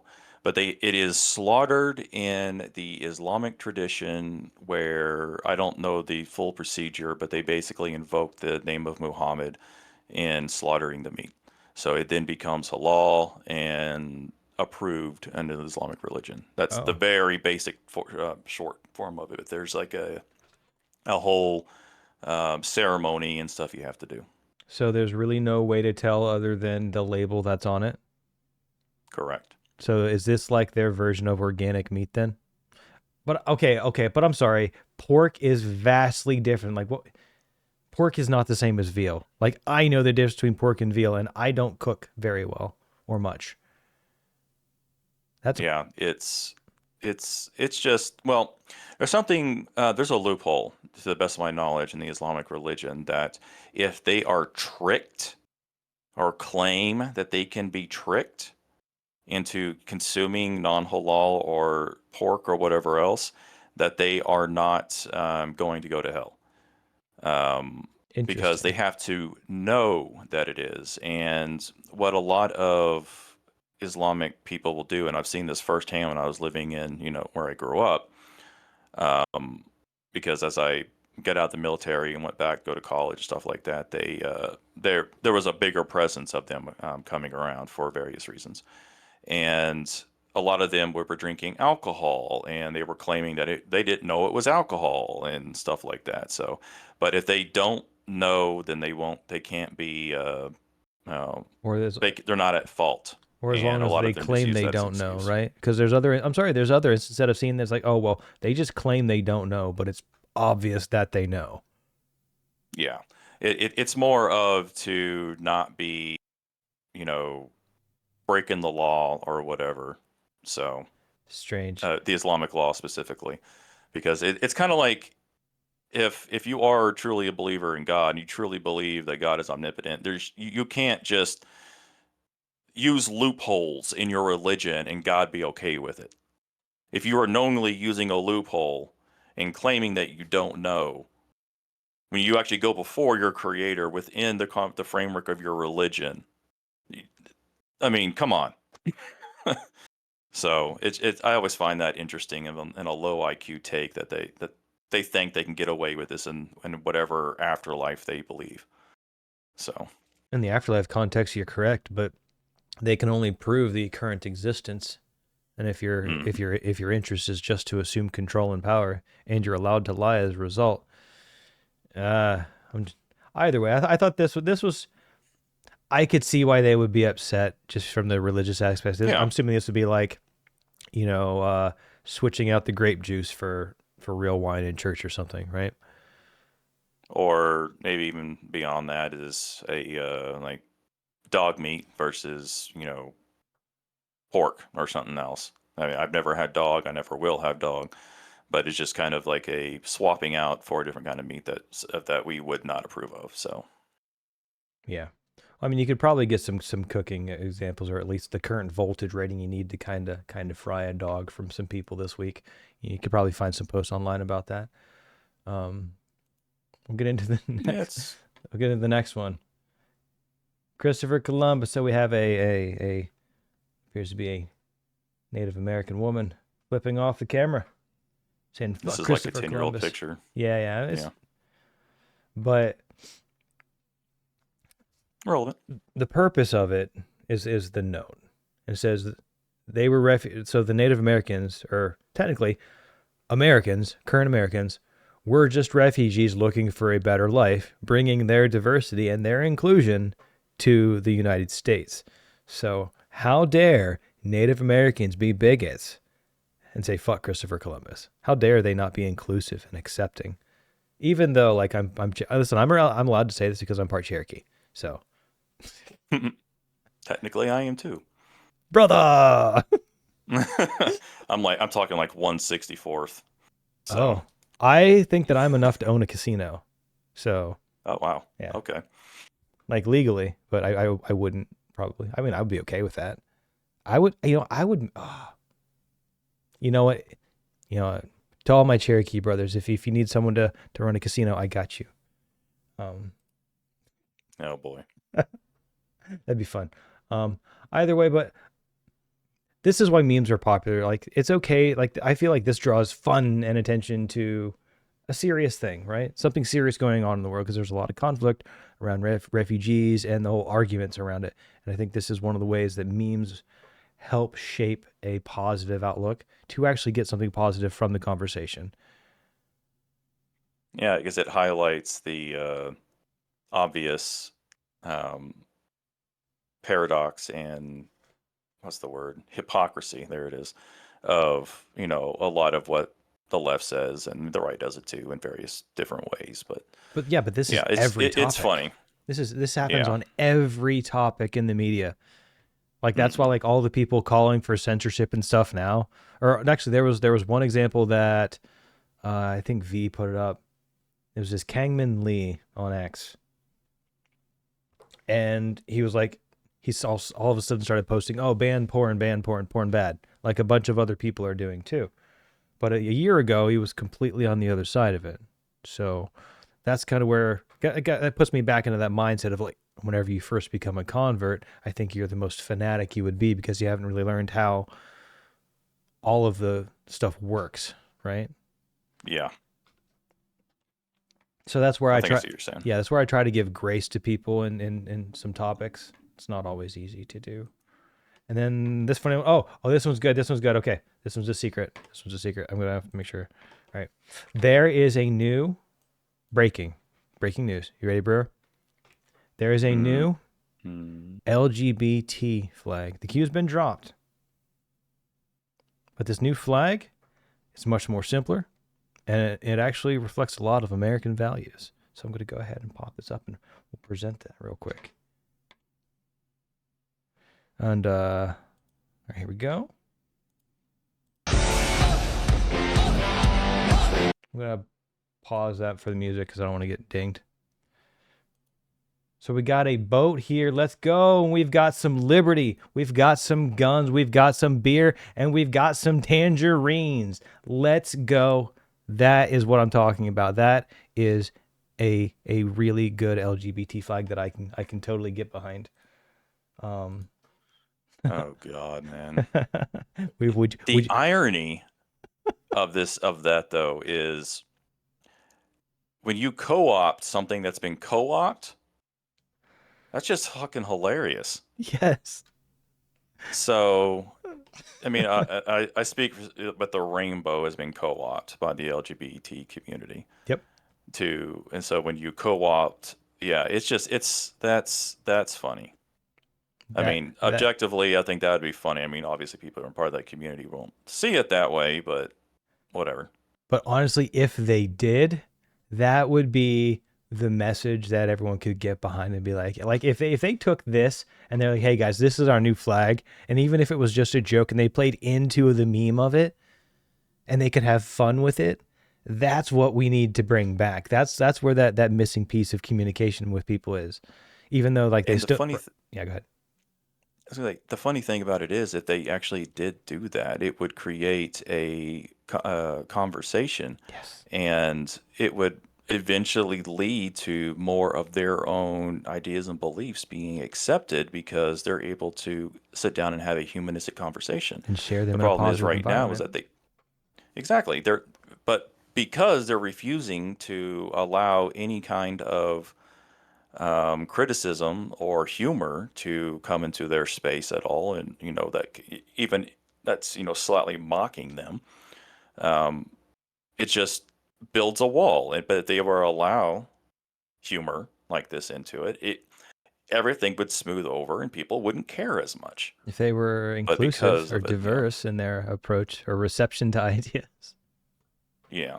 This is whenever it comes full circle, but I mean, I think that we can get back there. I also think there is a growing rift in that community, right?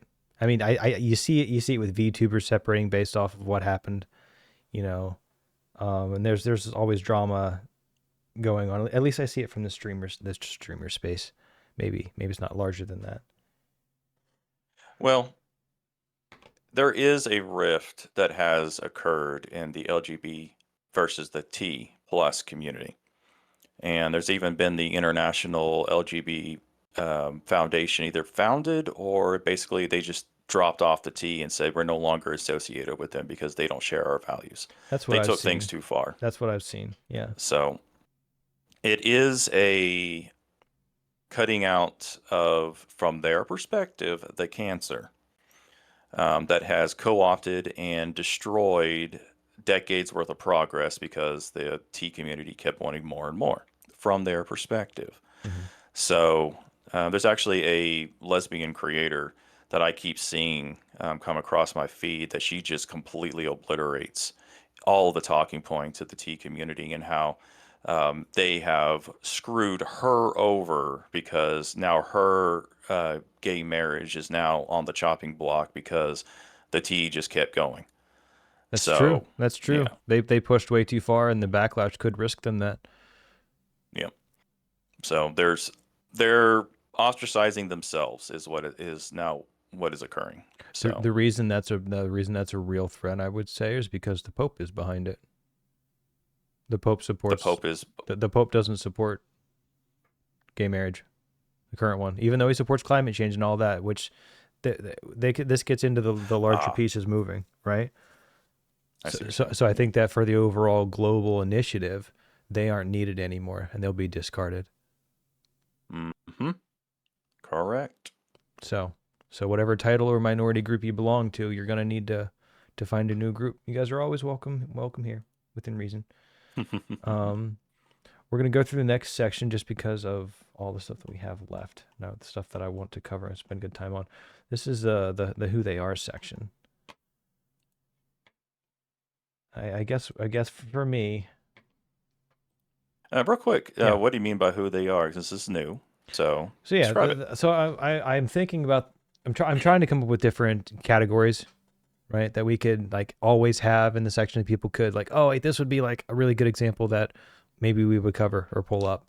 And this is just to kind of show like examples within the real world of, it could be something funny, it could be something serious, but just to present a real aspect of the world of like, why would you do this? Or I can't believe these people actually exist. Right? And is intended to kind of, kickstart some conversation, even though they may be uncomfortable because, well, that's what we do. We like uncomfortable conversations. But I don't know. All right. Yeah. Yeah. All right. Let's go. Give it a go. So this one is from the Grift Report on X.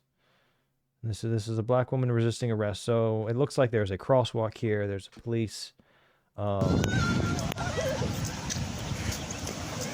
like the majority of people in the area are black. So this lady is resisting arrest in a sundress, and she's holding her sandals. Right now, people are walking across the street. Nothing going on. He's just trying to turn it down slightly. He's just trying to control the wrist and the elbow, but she's clearly resisting.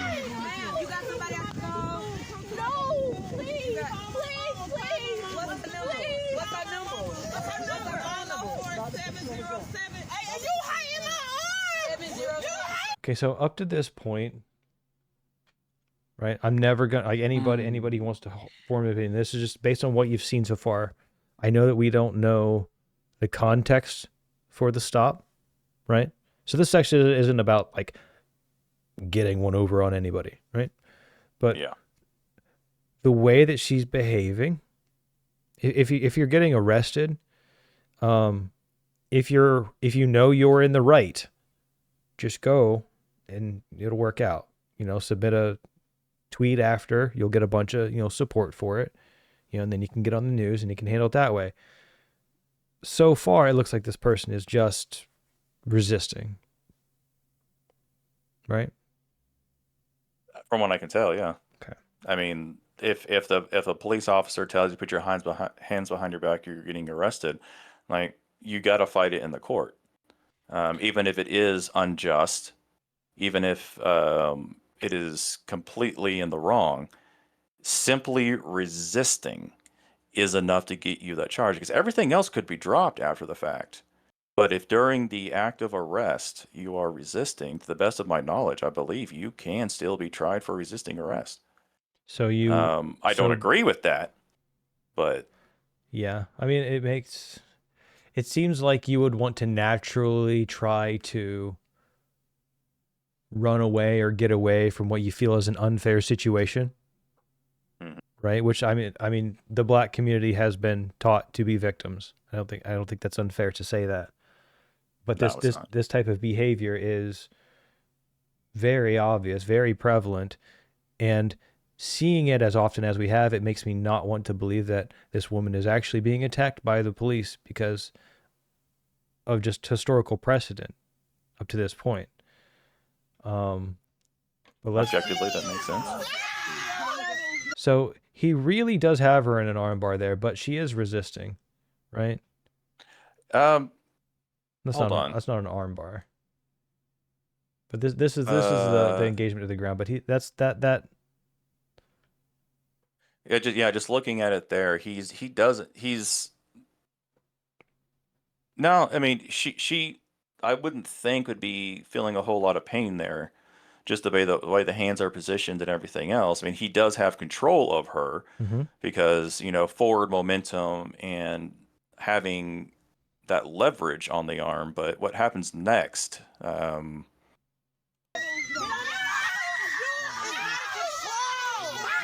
Yeah, so we'll go ahead He and does grip. Throws her to the ground. Yeah. They get into a half Nelson or a chokehold. Yeah, and she's in a chokehold. She's continuing to resist, and now other people start to get involved. She is now fighting the cop. I just don't want to, and he actually hits her. Right. Yeah. So it gets to a point go where ahead. you just No, it's obvious. Just go. Continue. Yeah. But look at how it started, right? Look at how it started. Look at how it ended, right? Mm-hmm. Headset, struggle, pain. For what? Either you were right or you did something wrong and you need to go with the nice police officer. Right? Quote unquote nice police officer. True. Now, I'm not going to say that there are not examples where you are in a situation where you're dealing with corrupt police. I'm definitely not saying this is the UK, and I'm definitely not saying the UK police is corrupt. They're totally not. They're the best blokes on the planet. But there's no need for this. Now, it feels hard to talk about one side without acknowledging the other side, because it's the one thing that they would, like, anyone would come up and say, well, because of this one example. I feel like I always have to cover that. Maybe I don't need to. Yeah, it's because we have to be defensive with it, because that is the argument that is most commonly used. And it's a fallacy. You cannot use the edge case to prove your point if it is a small percentage of the situation.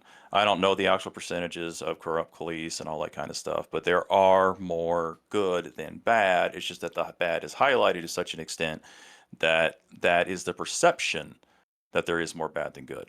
Yeah. And of course, there's the argument of, well, if the good cops aren't stopping the bad cops, then the good cops aren't good cops, which that's a very reasonable argument, but it's still making the assumption that there aren't good cops that are getting rid of the bad.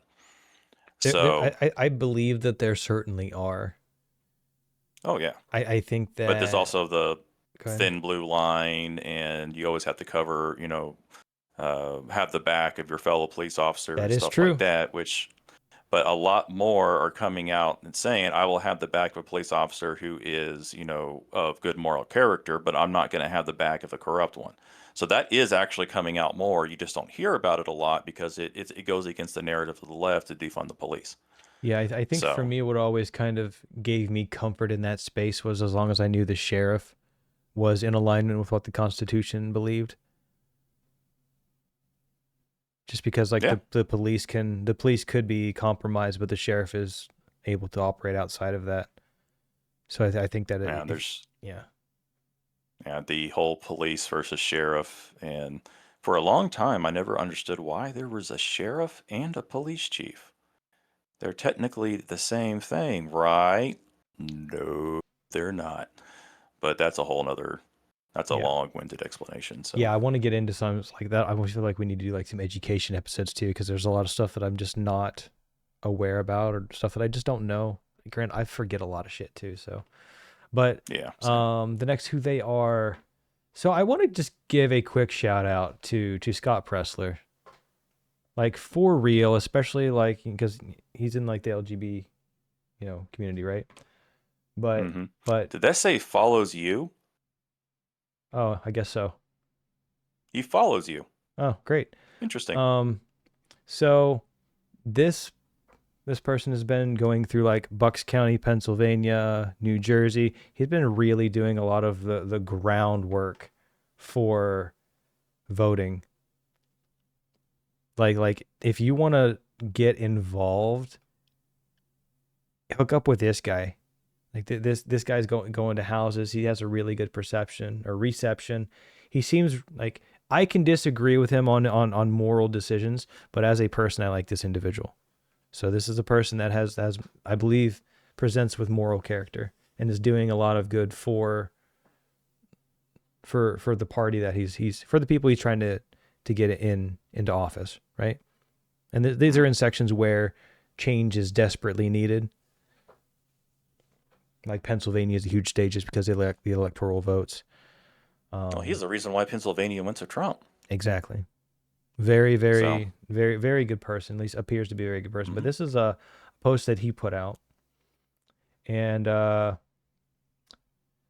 so Cecil Brockman, a Democrat state House representative in North Carolina, was charged with 2 counts of indecent liberties with a child and 2 counts of statutory rape of someone between the ages of 13 and 15.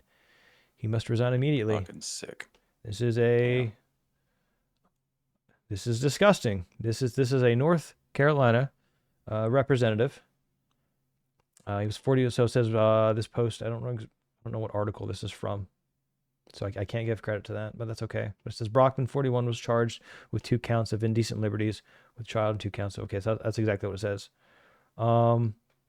This person has a youth academic center named after them, and I'm just scrolling through some of the comments. Somebody calling it Diddycrat.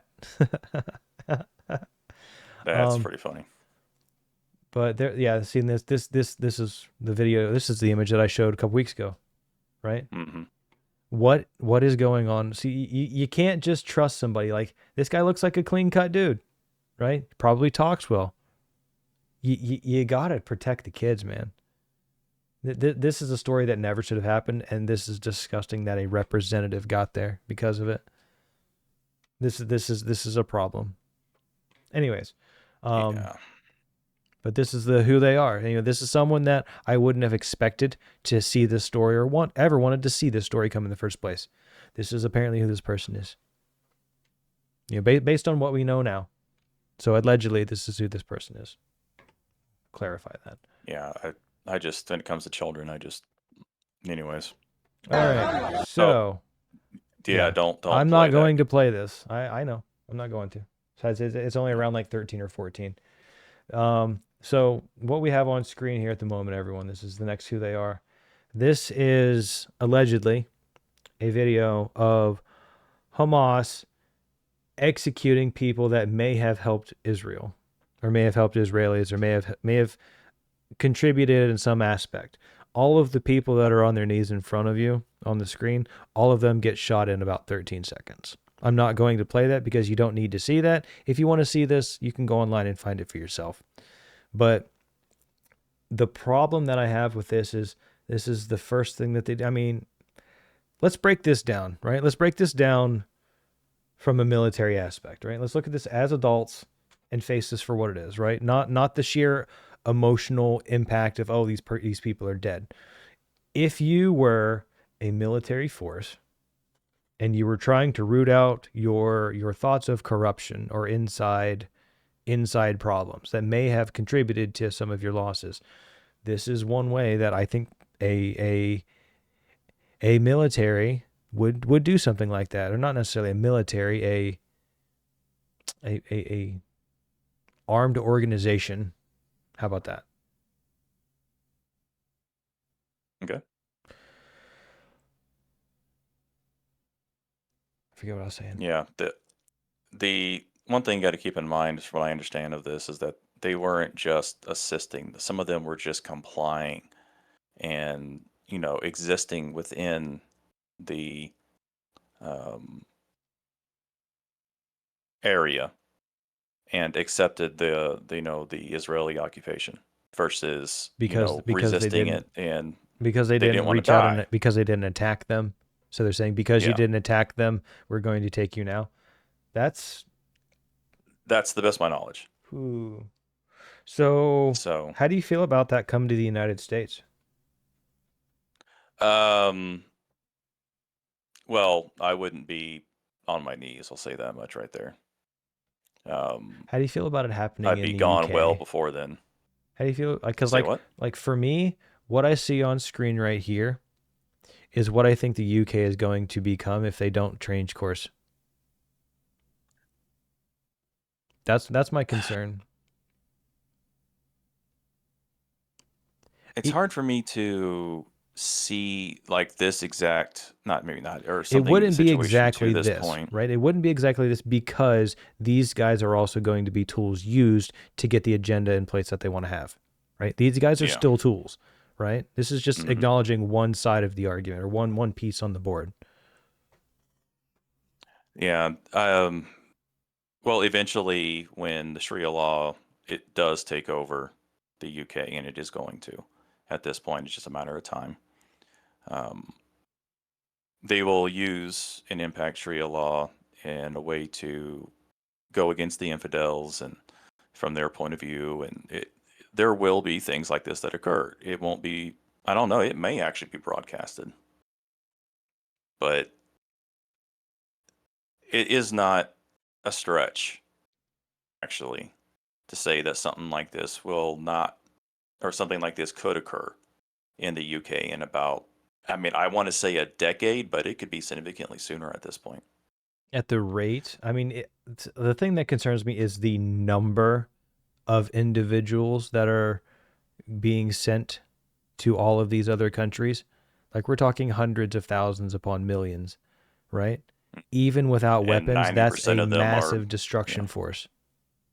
Yeah, and 90% of them are military age males. Right. So It's not the girls. It's not the nines your fines and the eights your greats. 7 you might get to heaven, but 6 you're too late. No, six is. anyways. But yeah, it's and to actually bring it a little bit more home, I mean, considering whatever that guy's name is in New York, it looks like he's becoming the mayor, and he's going to be bringing in he's like communism, and Zoran Mondani. Sharia law is not far behind that. So This guy. yeah, this guy. Your Yeah. first communist New York City governor. Mayor. New York City mayor. Yeah, there's a big difference there. I Yeah, never thought New York City would turn out like this. But then again, I did. Really? Oh, I yeah. didn't think New York could be the first one. I swear it was going to be California. I swear it was going to be Los Angeles. First. Okay. For that context, I was saying that that this was going to occur, but whether it was going to be New York or California, I didn't really consider the difference between them or who would be first. But I knew eventually New York was going to go that route just simply because of the policies that have been around since I was a kid, and the Democratic, or not even Democrat, like far left ideology, which has grown faster in New York than any other part of the country. It has grown in California over time to the same extent, but in a shorter period of time, New York has gone to the extreme. And the fact that the amount of people in New York, at least if you want to take a look at the polling and the betting odds and everything else, it is going to be a communist, and it's not. I guess on a real quick side note, this is either going to be an extremely good thing for the country, ultimately in the end, or extremely bad thing. Bad thing being that it creates a foothold for communism and Islamic whatever to, get there and eventually spread out over time. It could be a good thing to show as an example to the rest of the country that these kind of policies, just make New York collapse in upon itself, and, whatever that picture is going to entail, I'm not even begin to think about or allude to. But it could be used as an example of why you shouldn't be voting this in. So New York is going to fall one way or another. But it could be used as an example to, this is why you don't vote for these people. But the argument hasn't worked by presenting other countries and places where it's already been done. And that doesn't stop them. The only difference is the separation. Okay. If it's not our country, it's not the same or whatever else. But when something actually does happen within our country and they see it firsthand and see the account, see all the reporting, see all the examples of something that's occurring actually inside of the country, which causes the exact same thing that they've been talking about in other countries. It's closer to home. It's here now.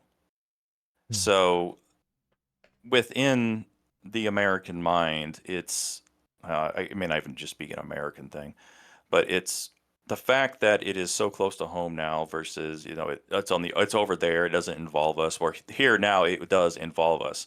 However, the argument can be said, well, that's in New York, it's not in California, or it's not in Arizona, it's not in Washington. So it is not really affecting us yet. So that could also be the same kind of effect. But I do think that once the results of all the policies this guy is going to enact are seen, it will be used by those that are against it as an example of why you don't vote in this kind of behavior. Well, I mean, he's talking. I think he said 2% on anybody making over like $1 million, 2% increase. They're just going to leave the state. They're just going to leave. Mm-hmm. Oh, it's like 52%, I think, is anyone over $1 million is going to be their tax rate or something that he said. Yeah, the tax money is going to dry up. All of the free bus fare, the community or the government-owned grocery store, which has gone so well in many other communist countries. Oh yeah, and it's like there's not going to be enough food on the shelves, and people are going to see the true result of communism in this country. And quite frankly, it might be just what the people or the young in this country who think communism is such a great thing, when they actually see the example of it, it might change their perspective. I'm not sure, because that's going to open the route for that holy crusade. That's still on the table. Oh yeah. I mean, I'm just looking at it from one perspective. There's like 40 or 50 different perspectives you could probably apply to this. Yeah. But yeah, so crusade, that's a whole nother thing to talk about. But yeah. All right, so that was our WTA section. Also, guys, if you guys are listening and you check out any of these sections, please be sure to like, follow, subscribe, and we will check you next time. All right. We have some topics here from you. Let's go ahead and start this one off. It's a article from NBC. Take it away. Oh, it was just mostly about just from Eric Doherty, who we talked about before. But in devastating move, NBC News fires nearly 150 staff who were responsible for Black, Latino, Asian, and LGBTQ plus coverage. So this was just something I wanted to say quick, is to kind of highlight that the whole narrative is shifting. The Overton window is continuing to shift. So a lot of this stuff can be seen as, I don't want to say far left, but maybe the far left of the center left side. And as every news organization will do, and follow the money. And so they are seeing that the coverage for this is actually having a detrimental effect on their pocketbook. So they just cut them, and they're going to be focusing more on center left and maybe left moderate type of coverage is kind of what I'm seeing from this. Do you think, I believe that this is the same station that dropped their BLK and all of their extra channels that were like specifically for specific demographics? I don't recall. It might have been I think it was MSNBC. I think it was. I think it was. So do you think that this would have played out the exact same way, just with how businesses function? Because I do not believe for 1 second that the cultural push was natural. I do not believe it. When you say the cultural push toward the right or the left? The cultural push towards the DEI agenda, all the LGBTQ stuff, all of the minority special interest groups, it seemed so forced. And I guess like it was. To them, they could say, oh, well, we have this much traffic, this many people engaged. And it seemed like an entire manufactured social culture around the topic. Well, the evidence of that fact is the fact that Trump won. After everything that has been pushed about him, the American people still saw all of the negativity and said, we still like him more than the other one. And we still think that he will do a better job. And the agenda and everything else that he's pushing is better than the agenda we're being presented by, what is considered proper and correct, which would, at the time, the DEI stuff you just described. So, yes, it has been manufactured. He ran against Kamala, right? Yes. Well, yeah.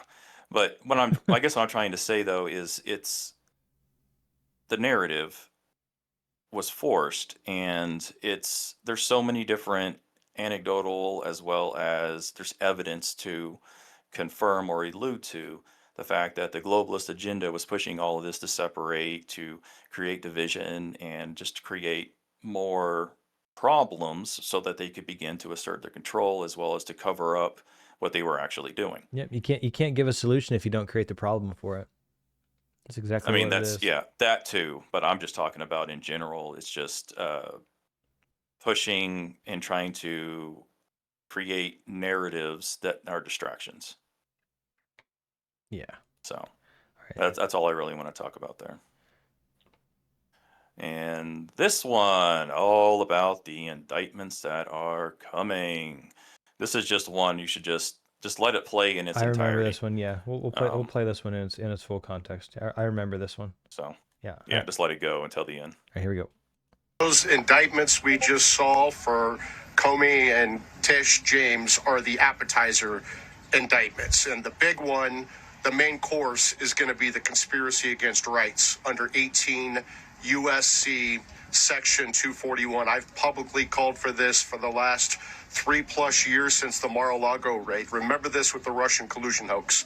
The Democrats made this up to help Hillary Clinton's campaign, to cover up her corruption, and to take out presidential candidate Donald Trump. They failed.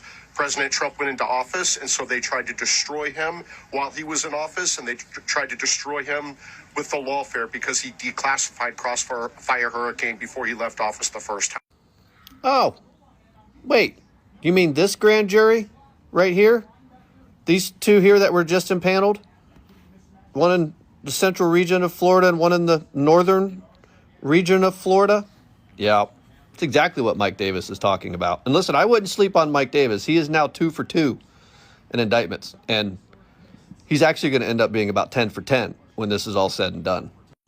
What he's talking about, the conspiracy against rights, the conspiracy is the piece that you should remember us talking about. The years-long conspiracy against rights, against President Trump's rights, both as a private citizen, as a candidate, and then also as the president, because the president has rights as well. I mean, he literally is an entire branch of the federal government.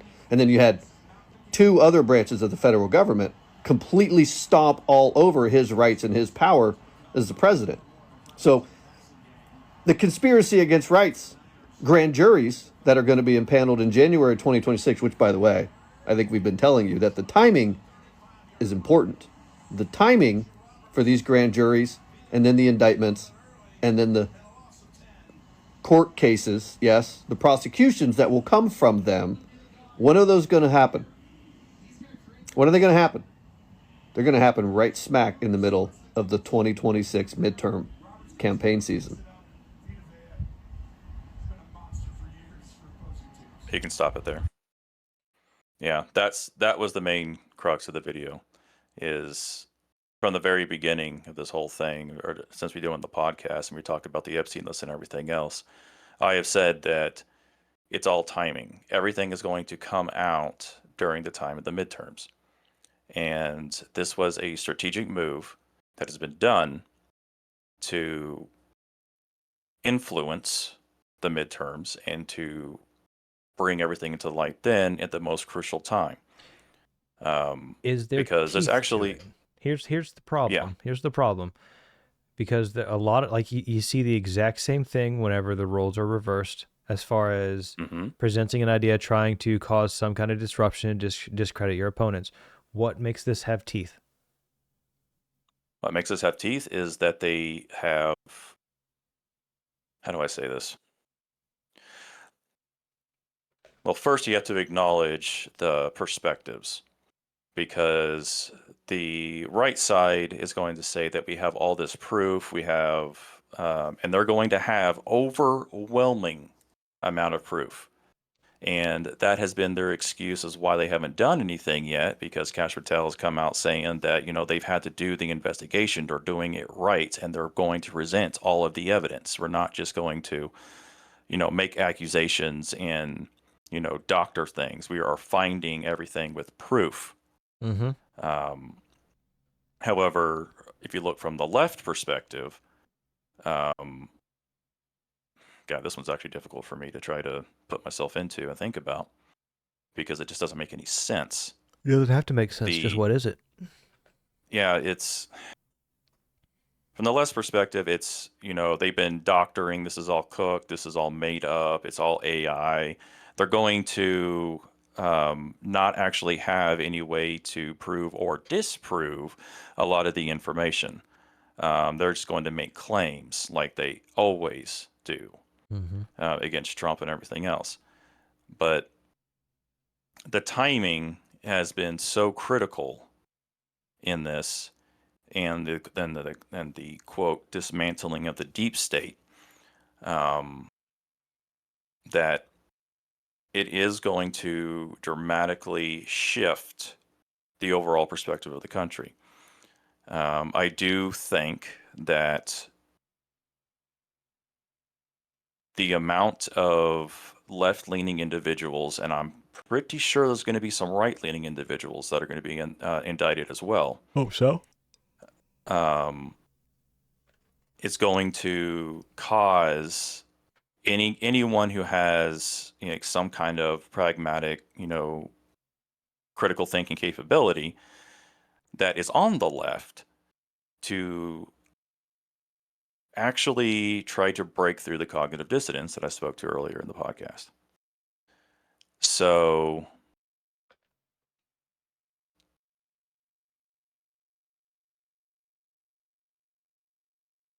sorry, I'm thinking of what to say next here in a way that would make sense. Essentially, because of the timing, it's going to dramatically reshape the overall political environment. Assuming that what is currently status quo in the country continues to be status quo, and there isn't some kind of major event or false flag that dramatically changes everything. You mean like the No Kings protest today?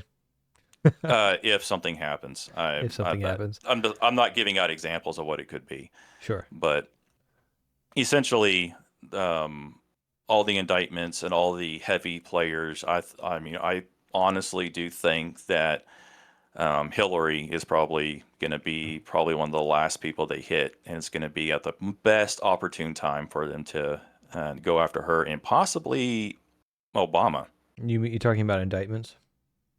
Well, indictments, and I'm not sure how they can go after Obama because he was a sitting president. But then again, if he actually allegedly was trying to subvert a duly elected president in the United States. And if that is the case, I don't know how that's going to work. So, I mean, you'd have to go back and verify every single person in an information system of internal problems at that point, because the amount of, we know that. I feel like the information is obvious at this point that it was shenanigans. Even after years of Trump bad, and the shit didn't turn out to be real. At least not from what I've seen, and I've never seen evidence contrary as far as actual evidence. Feelings are not evidence.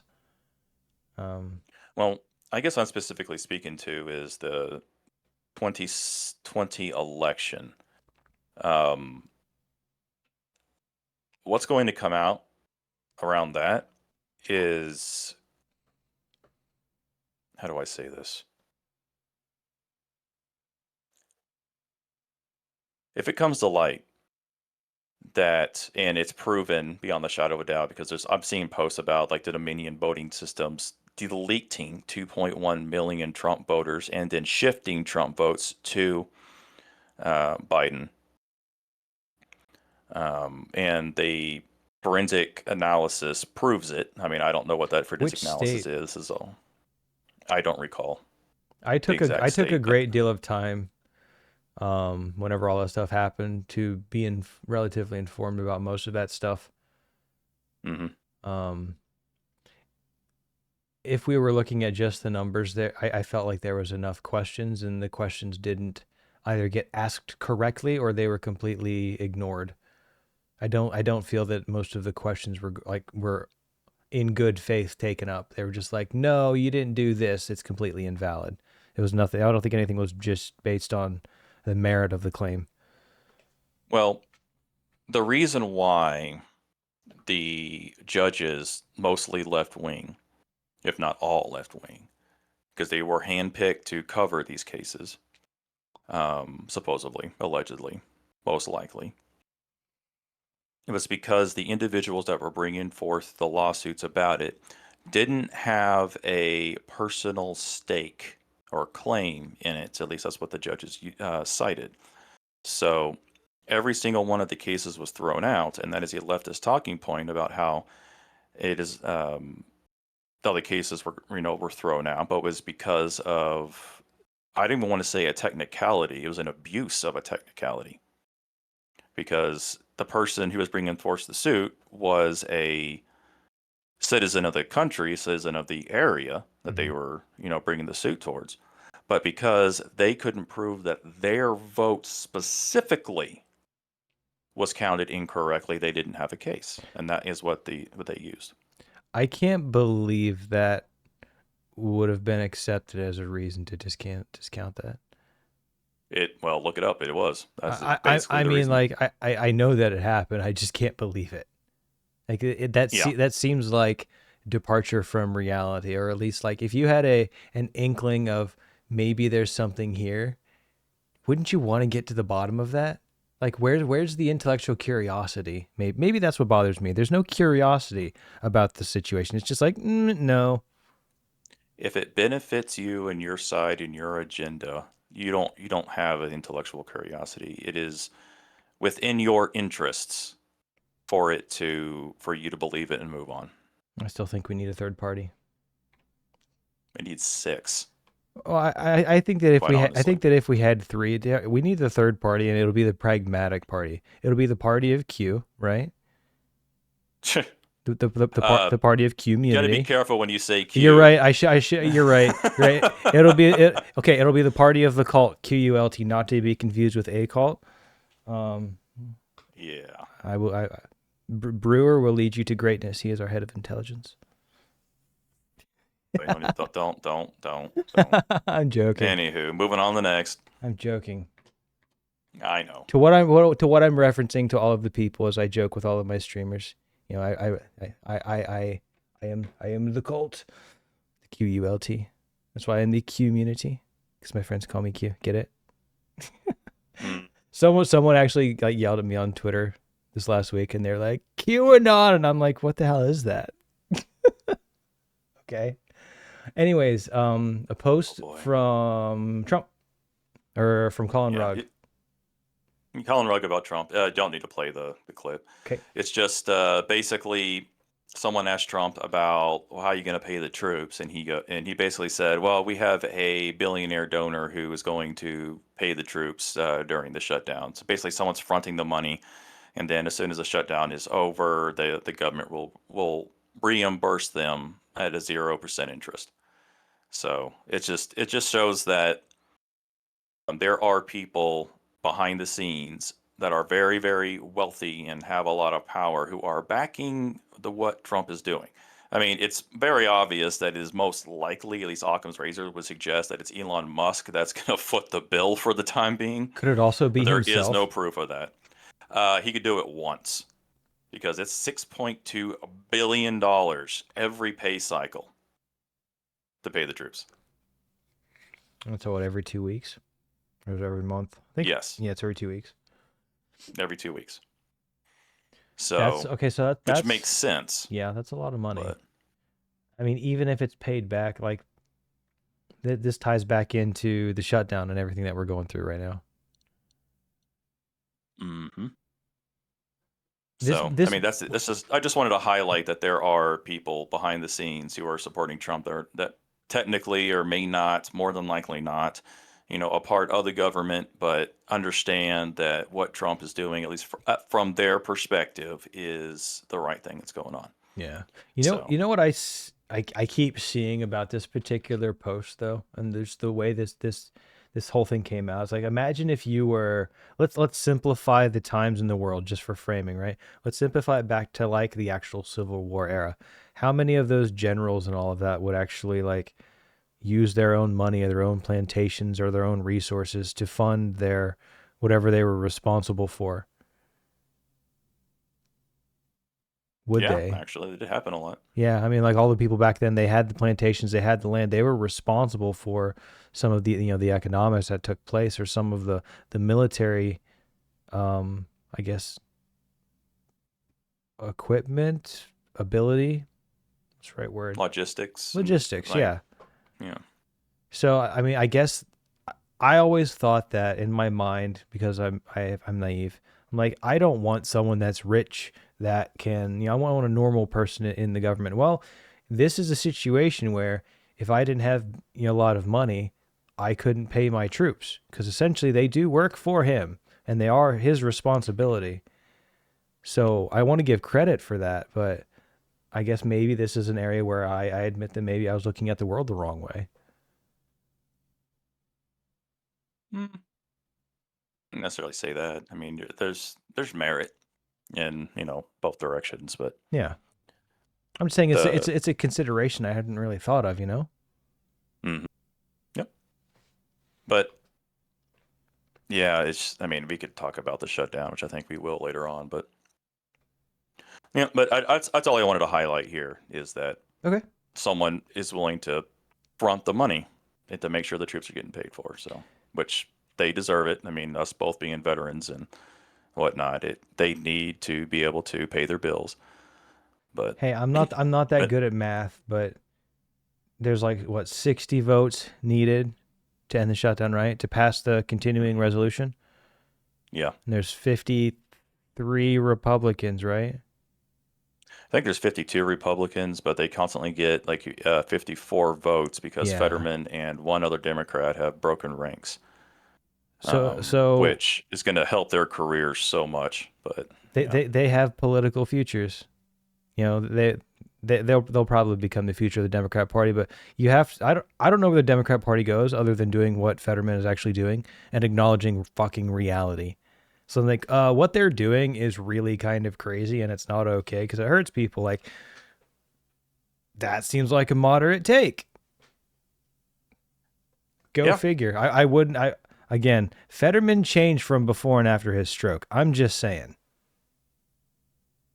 Oh God, that goes into the whole theory of soul transfer and everything else. And I'm just saying. What happens? His belief system and the way that I've seen him, either just maybe it's how he's presented, has changed in a big way.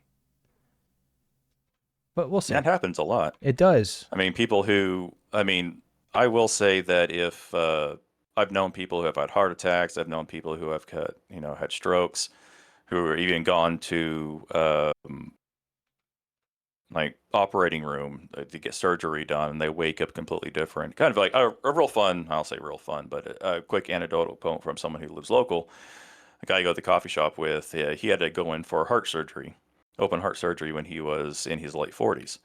And he used to read all the time, books constantly. But after he woke up, he suddenly no longer wanted to read. Like it doesn't interest him the way it used to. And the only difference that had occurred was before and after the surgery, because even before the surgery, he was still reading after he learned that he needed to have the surgery.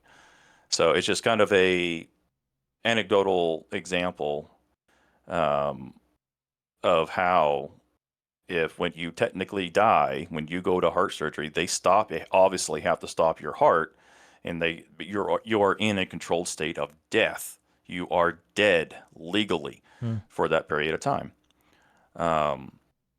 So when you come back, something's changed. Like, where do you go when you're in that temporary state of death? I mean, that gets into the metaphysical, that gets into a religious aspect, and so on and so forth. But people come back changed. That doesn't, you know, it could be just a chemical change in the brain or however that works. You might think of it like physical within this reality and not branching out into anything beyond. But it just raises questions. I mean, you could preserve the majority of brain function, but I'm sure some neural pathways would change as a result of something like that.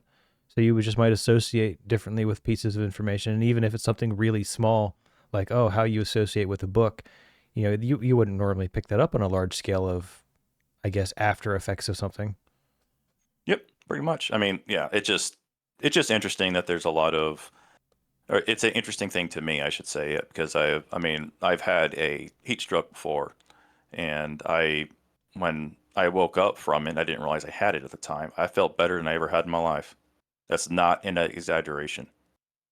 And I'd have no idea how long I was out, how long I was gone, or what was going on. But man, when I say I woke up feeling better, I could run miles if I really wanted to at that point. It was insane. And what was the result? What was the cause of this? What was the event? Coming back from being a deployment, had to do a layover in Qatar, and for various reasons, Qatar, whatever. For various reasons, I was out in the heat for a prolonged period of time. There was no water because out there on the bases, they had pallets of water you could just walk up and take bottles from. Right. But there was no water there. They hadn't refilled it. So for hours, I was stuck out in 120-degree weather, 95% relative humidity, full gear, because I hadn't dropped it at the bunk, and that they would temporary bunk that they would assign you, and I basically just pushed through, got my bunk, got to the bunk, went and tried to take a cold shower to cool myself down because I realized I was overheated. But cold water does not exist in that kind of temperature on above ground tanks. Right. So I eventually went and laid down in my bunk and was dousing myself with water, and I passed out. I went into heat stroke because I had finally stopped moving. The blood stopped, being pumped as much because of physical activity. And then I woke up. Mm-hmm.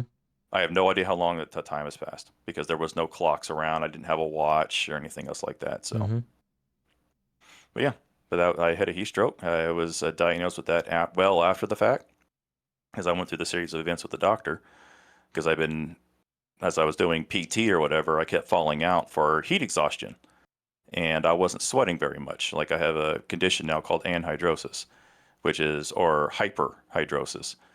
Same thing, different name. Where I have recovered a little bit, but not enough to keep my body cool. But essentially, I just stopped sweating except for the very crown of my head.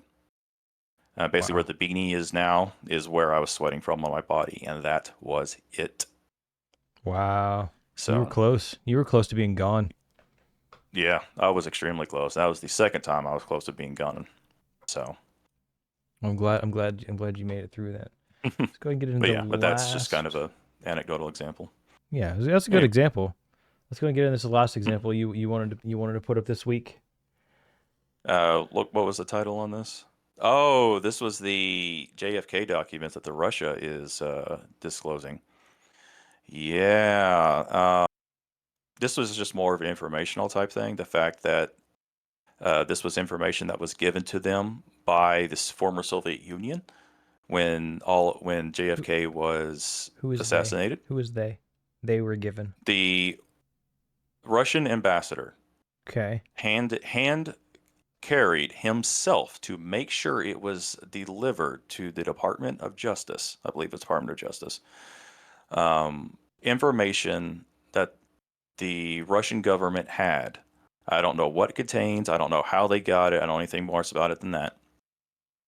But it was information that the former Soviet Union tried to give to them, to Congress, about the inquiry when they did the inquiry into the JFK assassination, but it was refused and destroyed when it was handed over. However, the current administration, the Trump administration, gladly accepted it, and they are currently in the process of scanning it and uploading it, supposedly. I haven't heard anything else about it since. This is something that is actively happening, or is this a prediction thing? No, this is actively happening. It has been handed over. and it has been confirmed to be handed over from the ambassador to the Department of Justice. What, I think the FBI What too. did you see to confirm that? Say what? What did you see to confirm this?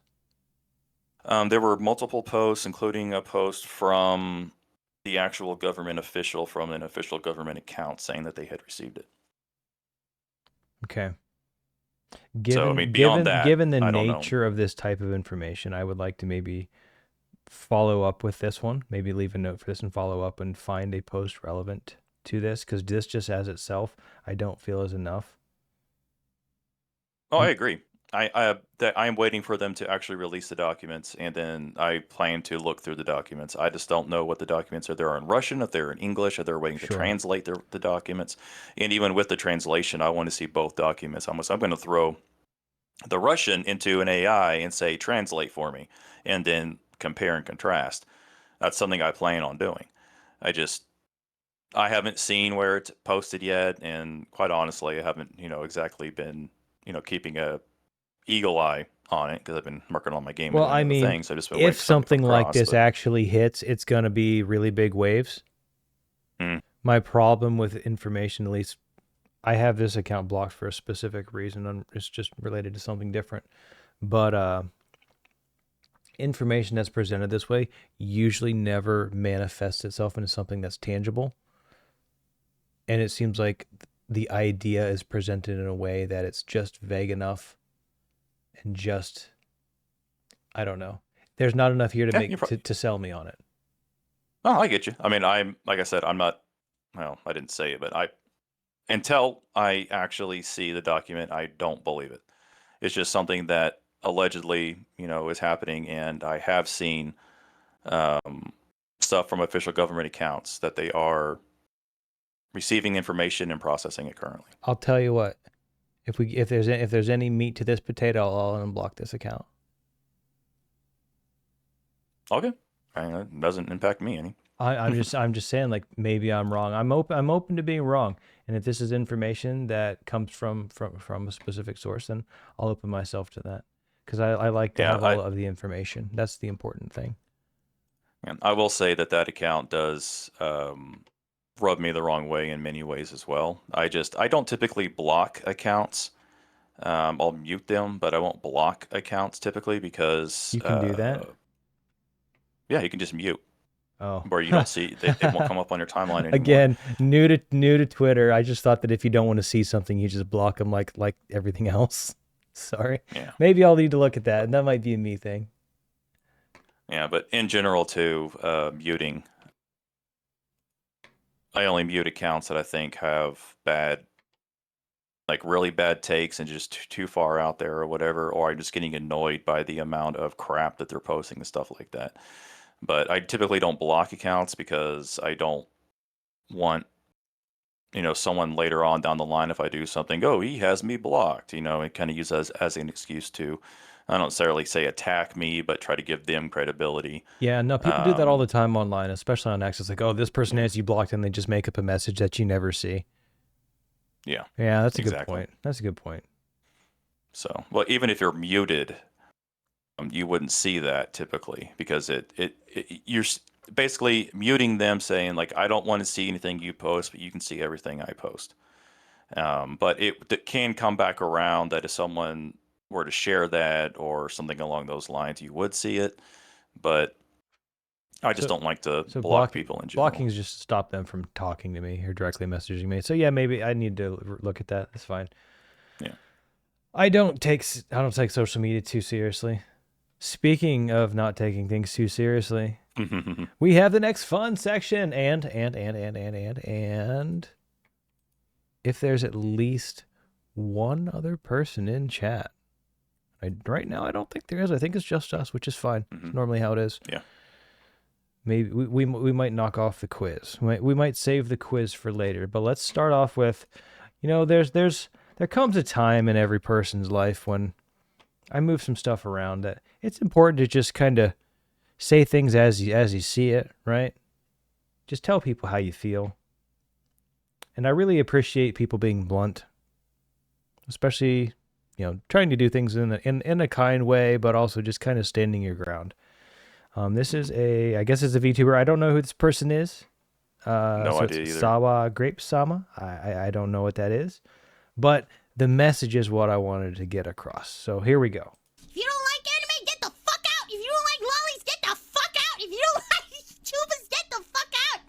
If you think my voice is cringe, get the fuck out, bro. That's done. Based, valid. Based as fuck. Love it. Yeah.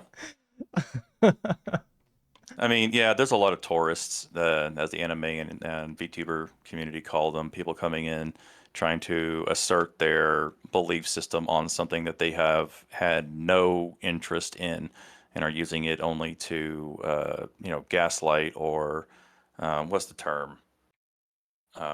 Virtue signal in order to get brownie points within their own community. And that goes with the lolly and all the other stuff that's going on with that too. It's just, if you don't think that you don't agree with something, move on.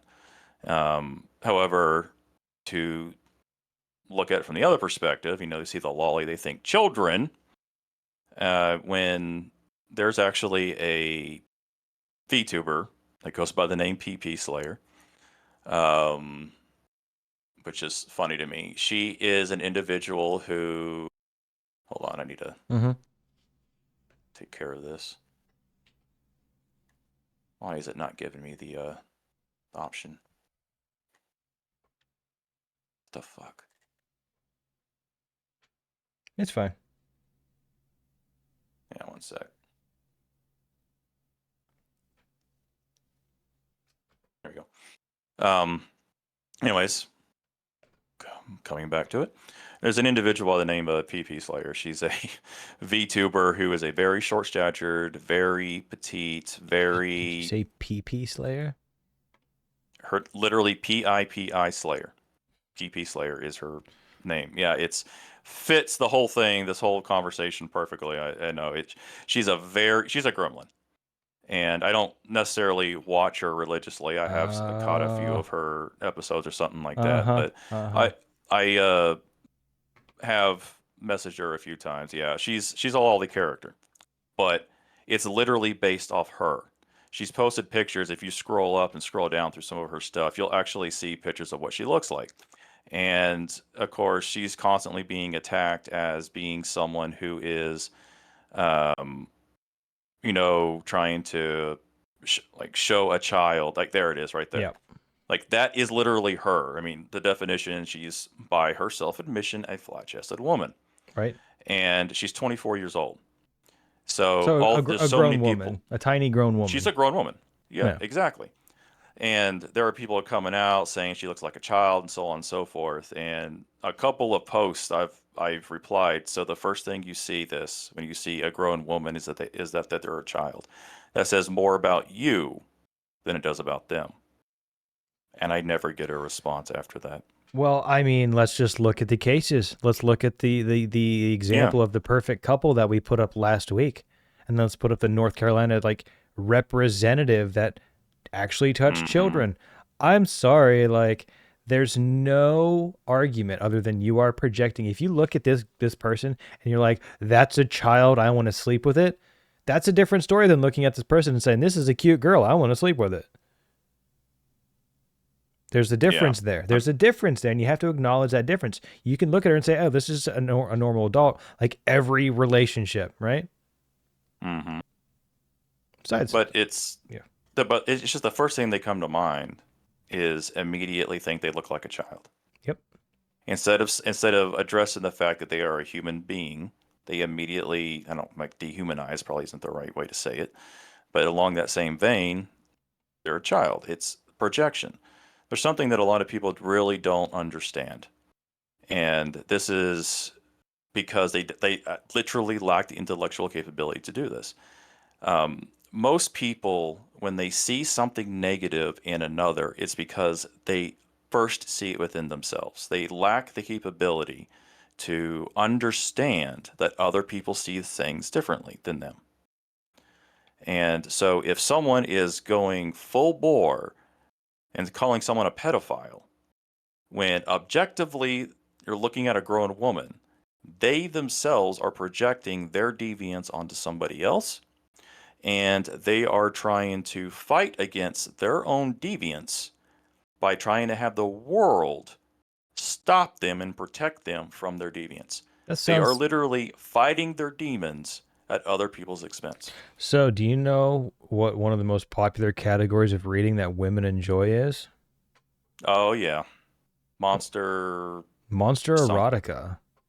Yeah, there's the word I was looking for. Girls don't want a man. Girls want to get down with that longhorn centaur man, or Yeah, that wolf I know boy. the example you're talking about that I've seen Exactly. constantly. Yeah, And we're not even touching the. It's not even part of reality. I didn't mean to cut you off. No, you're good. You're fine. It's just, yeah. Sorry, it's getting annoying, I guess, for me personally, just to constantly see this, because I have an understanding of it. I'm able to create frameworks, fairly accurate, not always completely, about how other people view things, and can look at situations through those frameworks. And it's something that's been fairly natural to me throughout my life, and trying to talk to other people about it and convince them that I didn't realize at the time that they couldn't do it. And that was a cognitive dissonance when I finally learned that. But it's just aggravating that these people are, one, either getting paid to push this propaganda, two, literally just don't have the intellectual capability to understand, and three, possibly just virtue signaling. It's kind of all of that. The two groups you mentioned, there are absolutely, I don't want to call them useful idiots, but they just kind of are. So I have to acknowledge what they actually are. They're useful idiots. There's money and an actual coordinated plan behind whatever is going on right now involving this exact topic. I don't have all of the pieces together yet, and I haven't connected all the dots. I am 100% sure that's the case, though. Oh yeah, absolutely. It's just more. It's just like you said, more of behind the scenes, water drop into a bucket to go toward the digital ID, and then what's beyond that. So yeah. All right, and as I wonder if I want to reach out to this person and see if they can be our mascot. I want to open this show with this. If you don't like anime, get the fuck out. If you don't... that might actually fly. Let's ask. Say, hey, can we use this to open our podcast, please? If you don't like anime, get the fuck out. Yeah, that would actually, I think that would fly very well. I have no idea who that person is, though, so. Let's find out. Let's try to make that our mission. I have connections. I can always reach out. So. Yeah, it'd be fun. Invite them. I mean, I want to get some of these really fun people and creators on, because they'd be really fun to have conversations with too. It'll happen. It'll happen when it's meant to happen. So the next funny. Oh, what in the? This was the aftermath of Macron shaking Trump's hand. Trump would not let him go for a period of time, and you can tell that Trump was just squeezing the ever-living fuck out of Macron's hand, and Trump's knuckles went white. So, and of course, Macron takes his hand back, and you can see the aftermath on that. I mean, of course, I just squeezed my hand.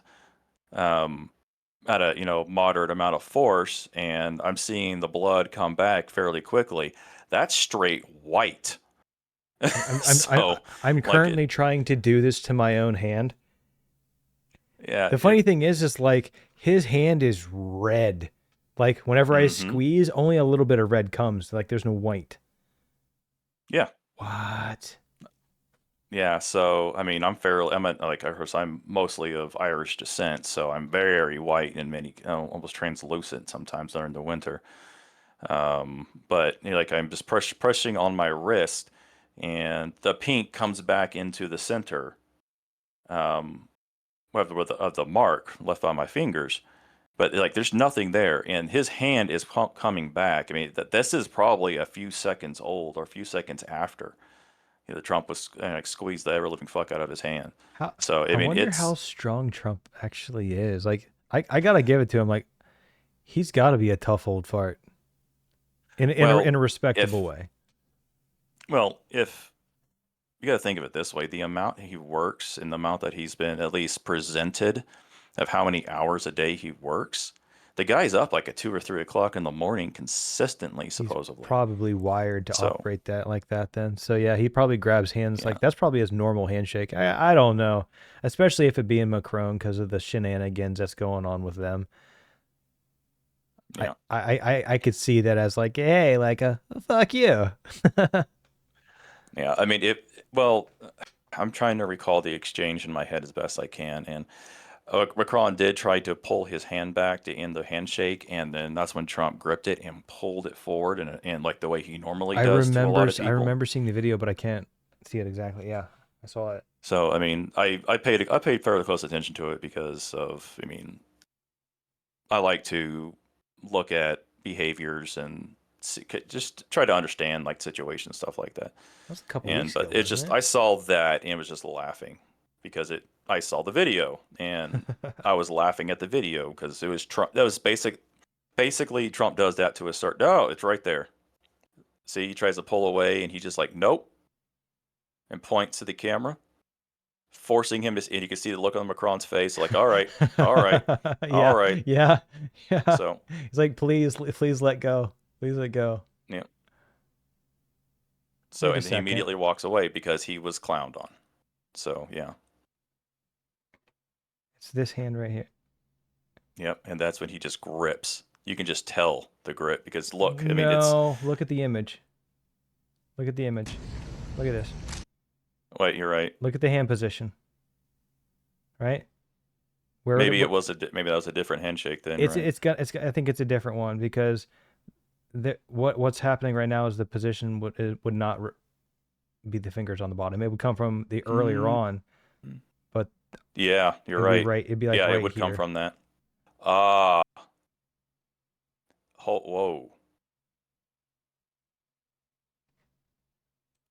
Yeah, look at that.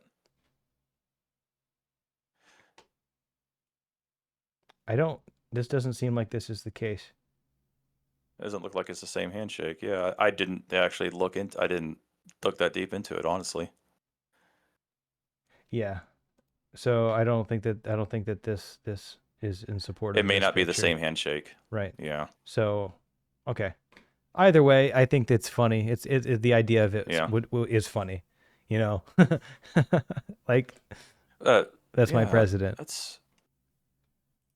I'm gonna have to look into that more because that may not actually be okay.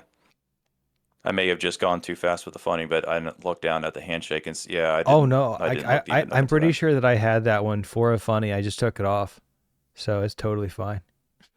Yeah. And it is funny, but I think the most interesting part of it was like, you know, like if there's gonna be like listening to this, like try squeezing your hand like we just showed, right? Right? Squeeze it for like 15, 20 seconds and then let go. Like, look, mine's already done. Yep. Like, done. Like, it's almost instant. So maybe he's got health issues. Or it's really cold. Or it's that's what it is. It's really cold. Yes. But I'm not going to say it. I'm not going to say it. It'd be mean. All right. So this is a video that I wanted to play. This one's a super fun one. It's from the Piers Morgan Uncensored show. And, you know, I think it's really important to acknowledge that as a white person, like, you can't have racism done to you, right? Like, you're guilty of everything. Like even though you're a minority globally, right? Like, it's not about you, okay? So stop making it about you, whitey. Yeah. I think it's the last. I don't know how accurate the percentage is, but there's like 8% of the population of the planet is white. We are literally the smallest minority. However, I mean, of the major groups, I will say, because the indigenous or depends on how you slice the pie, right? But there's an argument to make that numerically or statistically speaking, whites are a minority globally. Correct. So where's my reparations? Kidding. And there were, well, anyways, I won't go there. All right, so Continue. So here's the video. Now you can respond. Women cannot be. Hold on. I think I didn't hear it right. Now you can Black respond. Women cannot be racist to white women. Are you kidding me? Sorry? That makes no sense. Sorry? Black women cannot be racist to white women. Do you not understand that? Oh, yes. I've seen this some time ago. At least I think it was some time ago. I'd like to think it was some time ago. But Riley Gaines has, it looks kind of more closer to recent. I think it's relatively recently. But is that true? And why do they think that is? Well, we'll start with, is that true? No. Okay. Why does she think that's true? Because they tried to change, or they technically did change the definition of racism. Really? And in order for someone to be racist, okay, you have to be a, quote, majority, I believe. I forget the exact wording they added to it, but in order to be a victim of racism, you have to be, you have to be in an oppressed group. There's the wording. So, but the thing about it is, being oppressed, in many ways, is subjective. Yeah. Who gets to define that? Because I'm pretty sure that you could look at, there's a story that no one covers, or it's maybe not even real, of Christians getting executed in Syria. Yeah. But okay, we're in Lululand. So yeah, but it's also just a narrative that they can use in order to try to justify their own racism against it, and it's a shield. But it's still being used. We're still Yeah. seeing this in mainstream news. Why? Why are we still seeing this? Because it's just more trying to push a narrative. It's division. It's in order for one group to assert control over another. But see what the problem is, this is going to backfire. It's already beginning to. There's this type of mentality that the woman on the left is exhibiting, and I think the best example of that is Steven Crowder going to a black barbershop, and the conversations he had. Very with good individuals in the black. Very good episodes. I would highly recommend everybody go watch those. Very good. Like, I've only seen clips from it, but you don't need to see more than some of the clips that have been put out by Steven Crowder himself. So I think that's going to really do some good. I think that has one of the current pieces that can really do some good. I guess we'll see.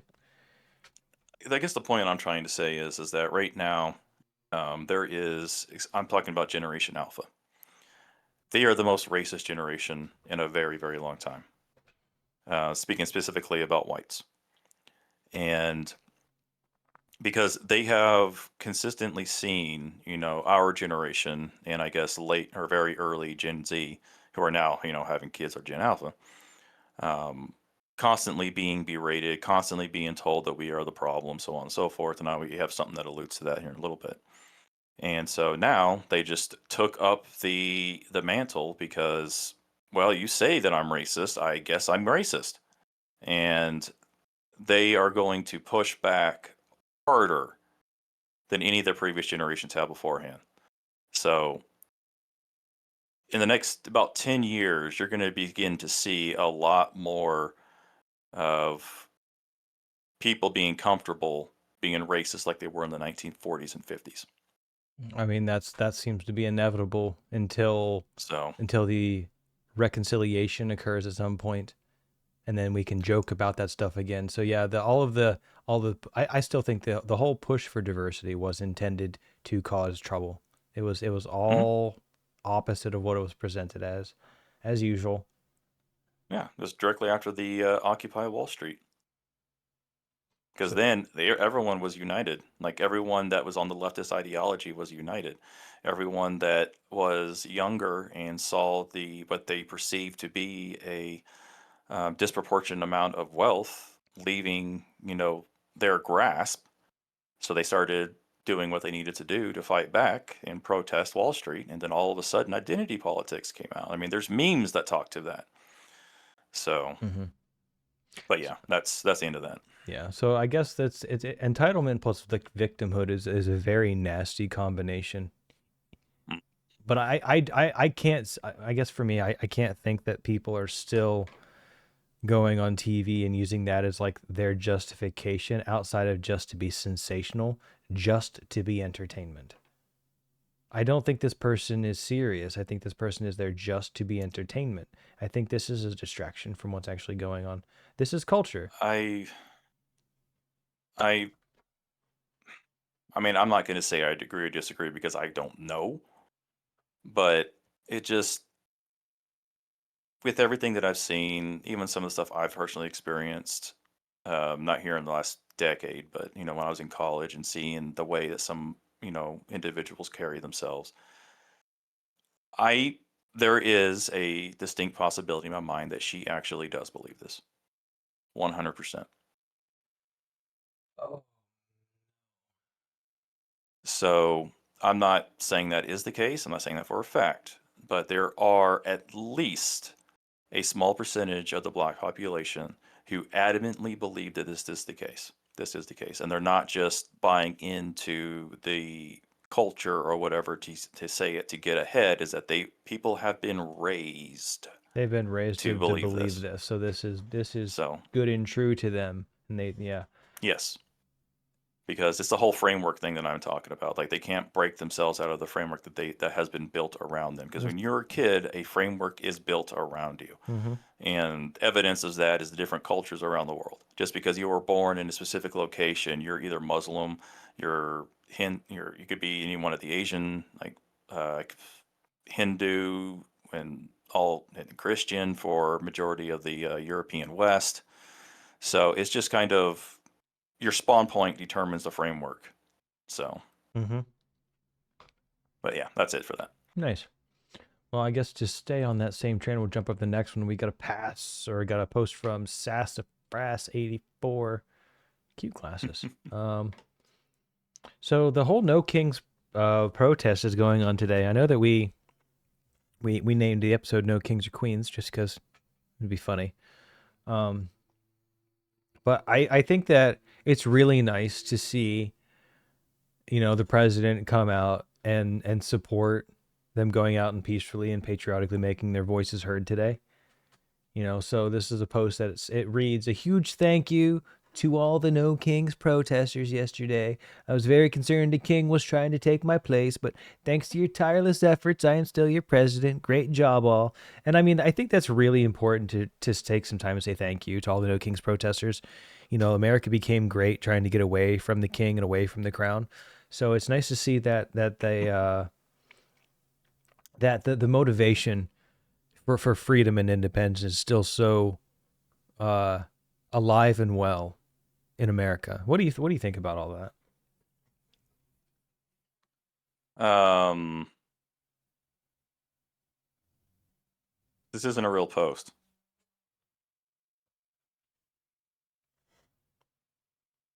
Let's certainly hope I don't think not. this is a real post. Are you sure? Well, there's a community note on X. I don't know. It's a proposed one, I believe.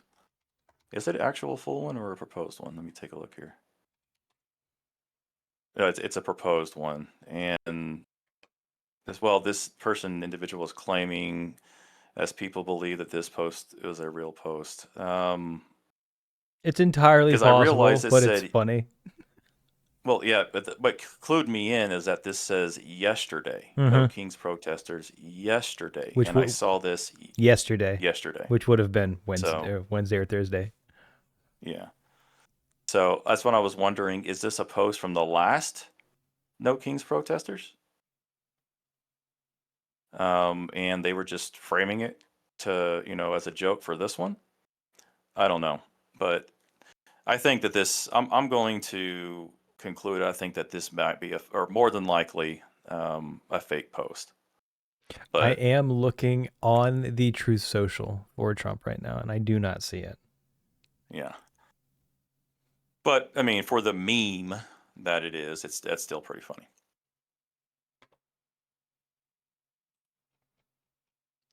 Yeah, nothing's coming up. Yeah, but yeah, it's just a joke. But I mean, it's really funny because just like I was totally teasing with the narrative about what they're out there doing, but that's what they could be doing, and I think that goes into being able to actually present a narrative. Because I think what I did was I presented a narrative that if you were completely uninformed of what No Kings was, you might actually believe me.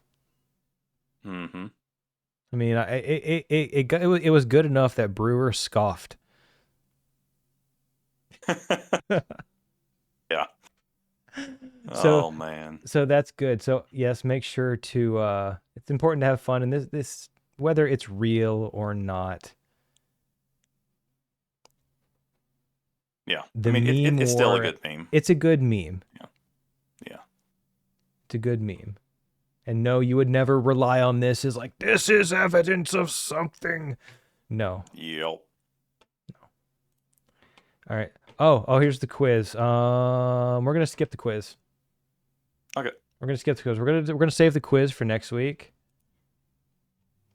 Even though like I really wanted to have some fun with that, but we got some heavier topics to get into, and we're running up on time too. Yep. Quiz fun. Dish there. Good. All right, so let's go ahead and jump into the Alzheimer cause. Do you want to go ahead and lead up into that? Yeah, I've been doing a lot of research. Well, basically, I guess the best way I could say this is like one of my greatest fears is somehow coming down with Alzheimer's or dementia or something else like that, because I have a fear of, being locked and trapped in my body without actually understanding what's going on around me and unable to experience God's creation. It's just kind of a fear I've always had. I lost my fear of death a long time ago, probably around the time I had my heat stroke. So, every now and then I'll come across stuff like this, and what this guy is going to talk about is the actual cause of Alzheimer's and not what we have been led to believe. And I have done research that has greatly supports it, and I'll actually talk about why after you play the video. What did we initially think is the cause? What is the most obvious reason for it before? Didn't know, actually, because Alzheimer's is a little bit different than dementia, because I believe, I'm not getting my own wires crossed here. Dementia is basically the death of neurons, while Alzheimer's is the buildup of plaque inside the brain. And the plaque is actually what prevents the transmission of neurochemical signals throughout the brain. Oh, so, okay. but they didn't actually, or at least claim that they didn't know what the cause for specifically Alzheimer's is. They know of multiple claims for dementia, but Alzheimer's has always been one that's really not been agreed upon. So this is maybe some breaking news. No. This isn't breaking. This is information that has kind of been out there. It's just that people aren't actively seeking it. And just play it. I think he does a pretty good explanation.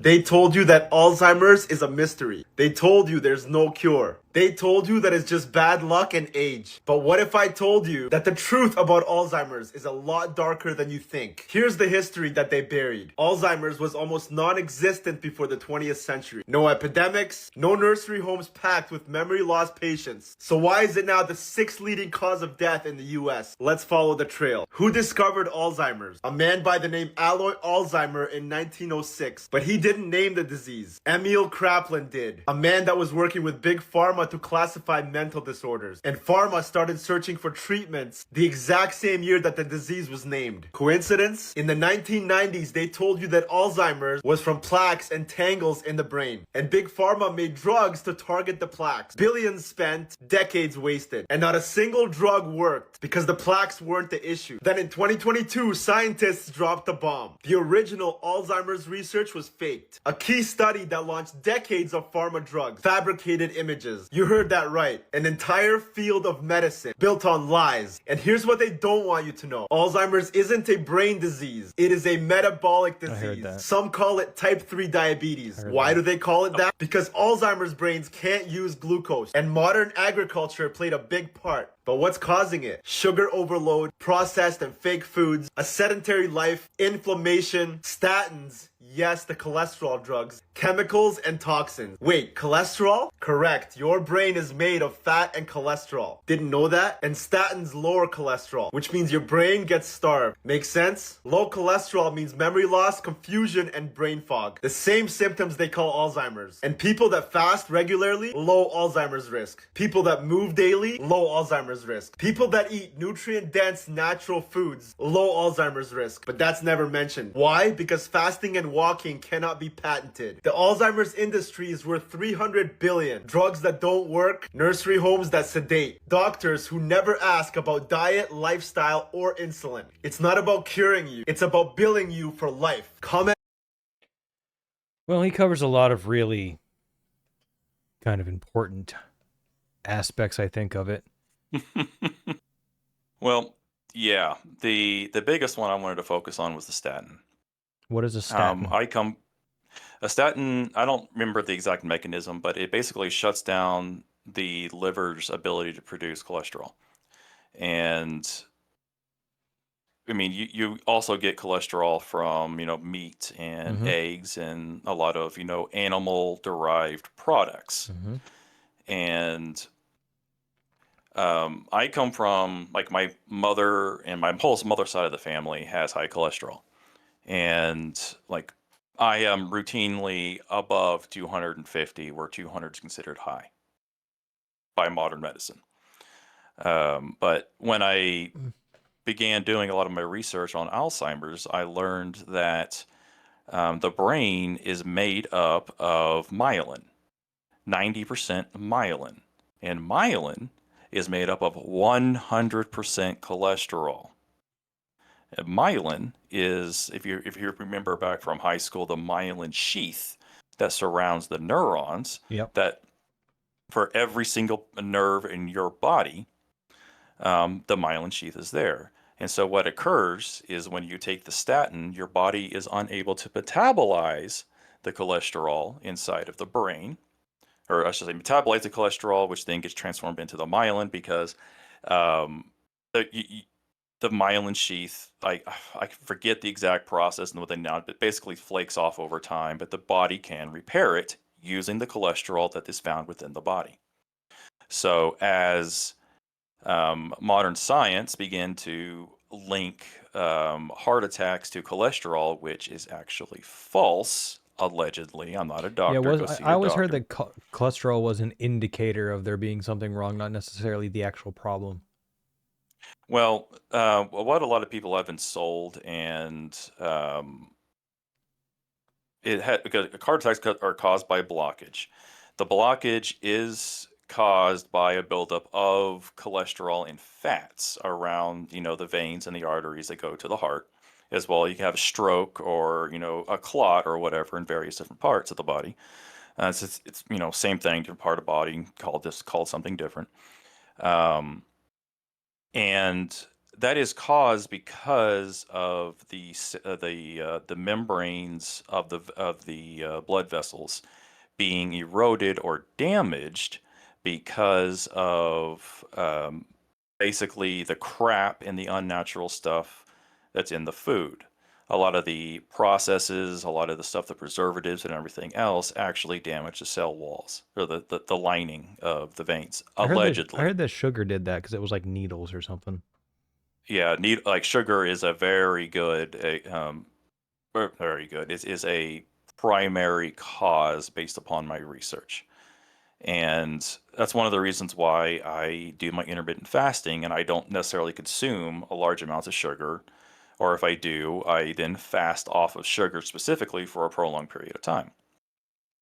And it's coincidental that we began seeing a lot more heart attacks, and then, with that, specifically speaking to the Alzheimer's, after we shifted from high salt diet to a high sugar diet.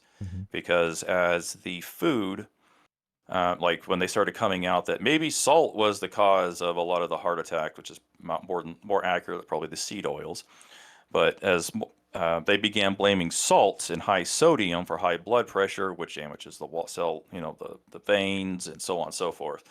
They needed something to make the food taste good because, that's what salt does.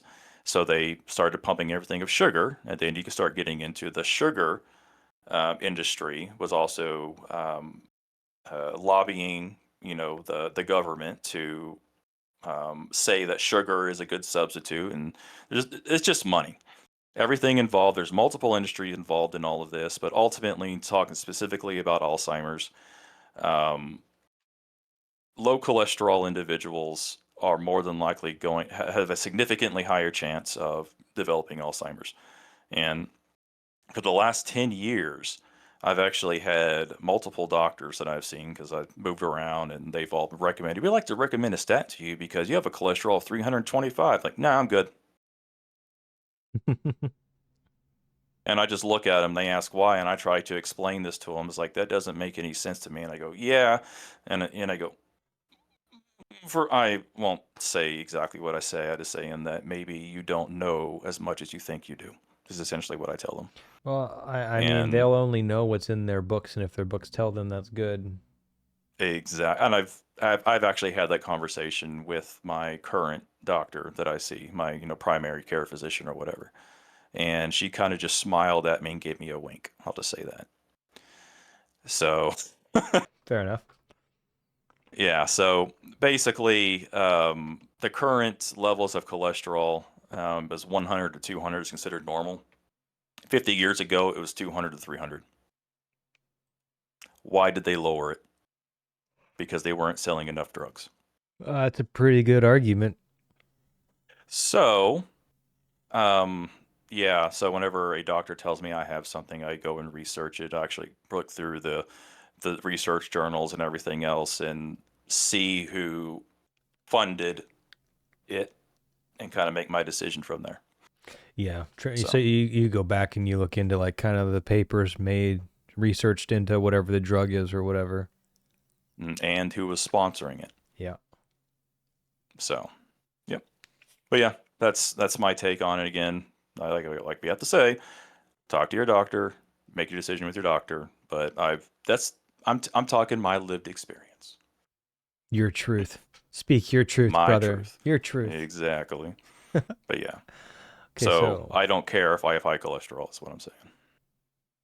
I'm good with that. But I do intermittent fast like 6 days out of the week on average, which, like this guy was saying, you fast and do all this other stuff to minimize your risk and everything else. So, well, I mean, I guess what kind of comes to me is like if you're fasting, your body needs to start to break down other components, and it always starts with damaged tissues and stuff first. So that's where I think the fasting really benefits you versus getting the buildup of all that stuff that you need to get out.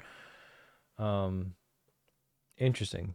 That'll come to a different conversation later too. Now that's a really good topic. Thanks for that. We got the last something that's near and dear to me. So the last 3 for the day, and then we got them kind of all grouped together.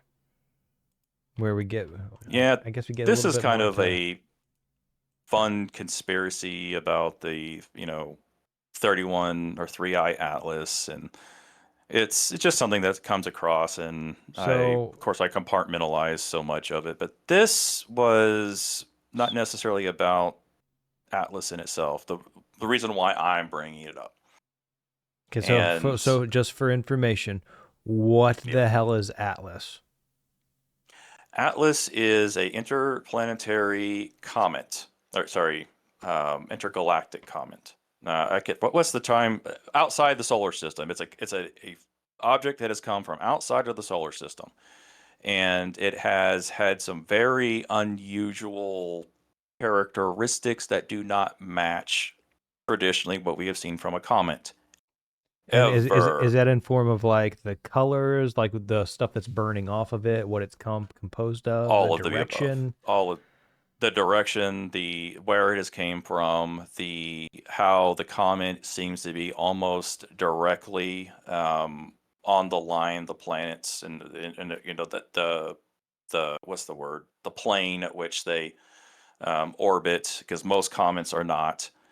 I think this is the only one that we have ever, within recorded history, seen that is coming in at the angle that it is, and how it just so happens to be able to get to the opposite side of the sun, directly opposite of the Earth. So right now I believe it is actually behind the sun, so we can't see it. And there's a lot of, which we'll talk about in the next one, but some weird things that are supposedly happening with it. So, okay. But this video, I'm not really going to say to go into it because it's 5 minutes long. But it basically just talks about some of the stuff I just spoke to. And a couple of parts in the video, she said, such as weird characteristics as there's too much nickel coming off of it, which is unusual to have coming from a comet. And one part she even said where the tail of the comet is going toward the sun, which the tail always goes behind the comet, but it's in front of the comet as it's coming in. That's not possible. So, unless it's some kind of alien spacecraft that's doing reverse thrusters. So, but that would be like a reverse thrusters. No, because thrusters push you in a direction. That would be pulling you. Oh, okay, that's what you're saying. It's slowing down. Yeah. So yeah, it's because it's screaming in at like 100,000 kilometers per hour or something like that. So it's a fast object. It's not normally seeing stuff going that fast. With like comets and everything else. Supposedly, I'm not like, truth be told, I don't sit there and study how the speed of comets and whatnot, but it's coming in pretty fast. And I haven't seen, and of course with the shutdown, there's virtually all observatories on the planet are not talking about it. They're not releasing any data about it. But there is stuff that's coming out through these controlled mechanisms, which has raised my eyebrow. And don't play it. I'm not. But as I was listening to it, it had a lot of information. It just kind of seemed weird. But she then gets into information bias and informational errors specifically in research. And there's two types of errors, a type 1 and type 2. And a type 1 is basically a false truth, and a type 2 is a false negative. And an example that she used of a false negative is saying that that vaccines cause autism. That's that she's claiming a false negative, even though RFK is coming out saying that there is a significant link, so on and so forth. Okay. And this was released after that information. So she could just be using, going off, previously known information or whatever, or she hasn't accepted that. But just the way that it was framed made me begin to wonder about why she was framing everything the way she was. So I went back and listened to it again from the perspective of this seems like it's pushing a narrative versus giving information. And Project Bluebeam, which is something that is for a fact, even the guy from the Y-Files, AJ, has talked about it, and he has stated multiple times that Project Bluebeam is a fact that it exists, or at least the documents about it. And Project Bluebeam is about falsifying an alien invasion in order to justify creating a one-world government. So that's convenient. Yes. And there have been, this all started coming out like in 2003, 2006 timeframe. And there were people who were Air Force intelligence coming out and saying and making claims about what's going to happen in the future. And basically the end game is that they are going to claim that there is an alien mothership coming in from deep space and coming toward the planet. It is going to be flanked by multiple smaller spaceships. So it's kind of like a carrier group. You have the aircraft carrier, then flanked by destroyers and whatnot. Kind of that general mentality. Grok is unable to reply. That's interesting. But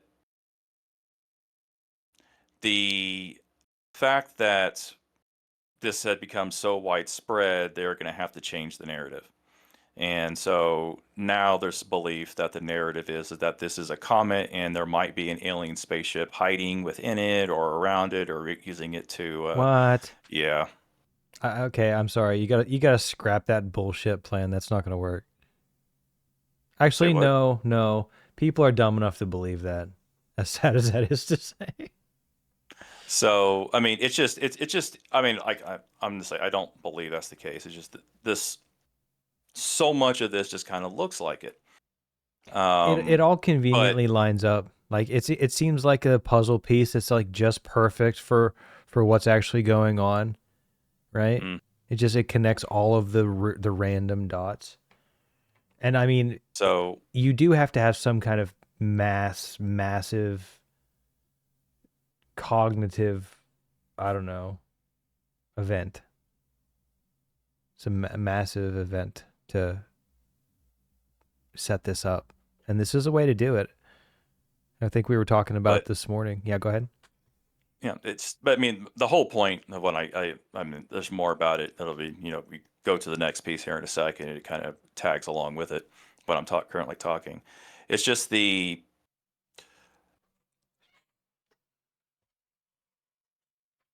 kind of lost my train of thought.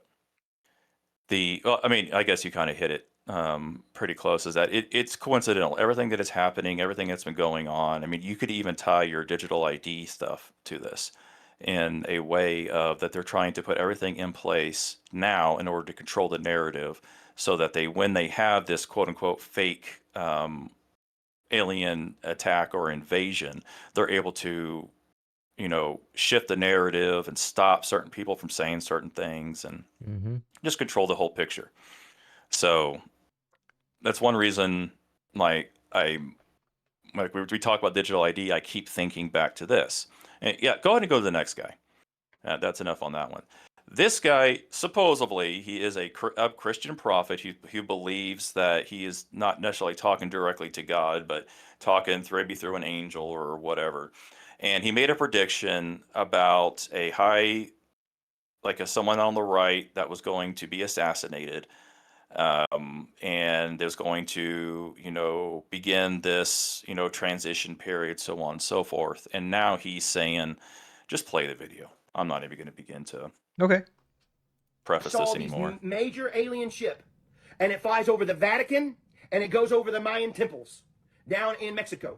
And I said, Lord, is there two of these? Because I keep praying about this. And he said, no, it's just one. And that's what's going to make everybody freak out because they're going to see it moving across the ocean. You understand?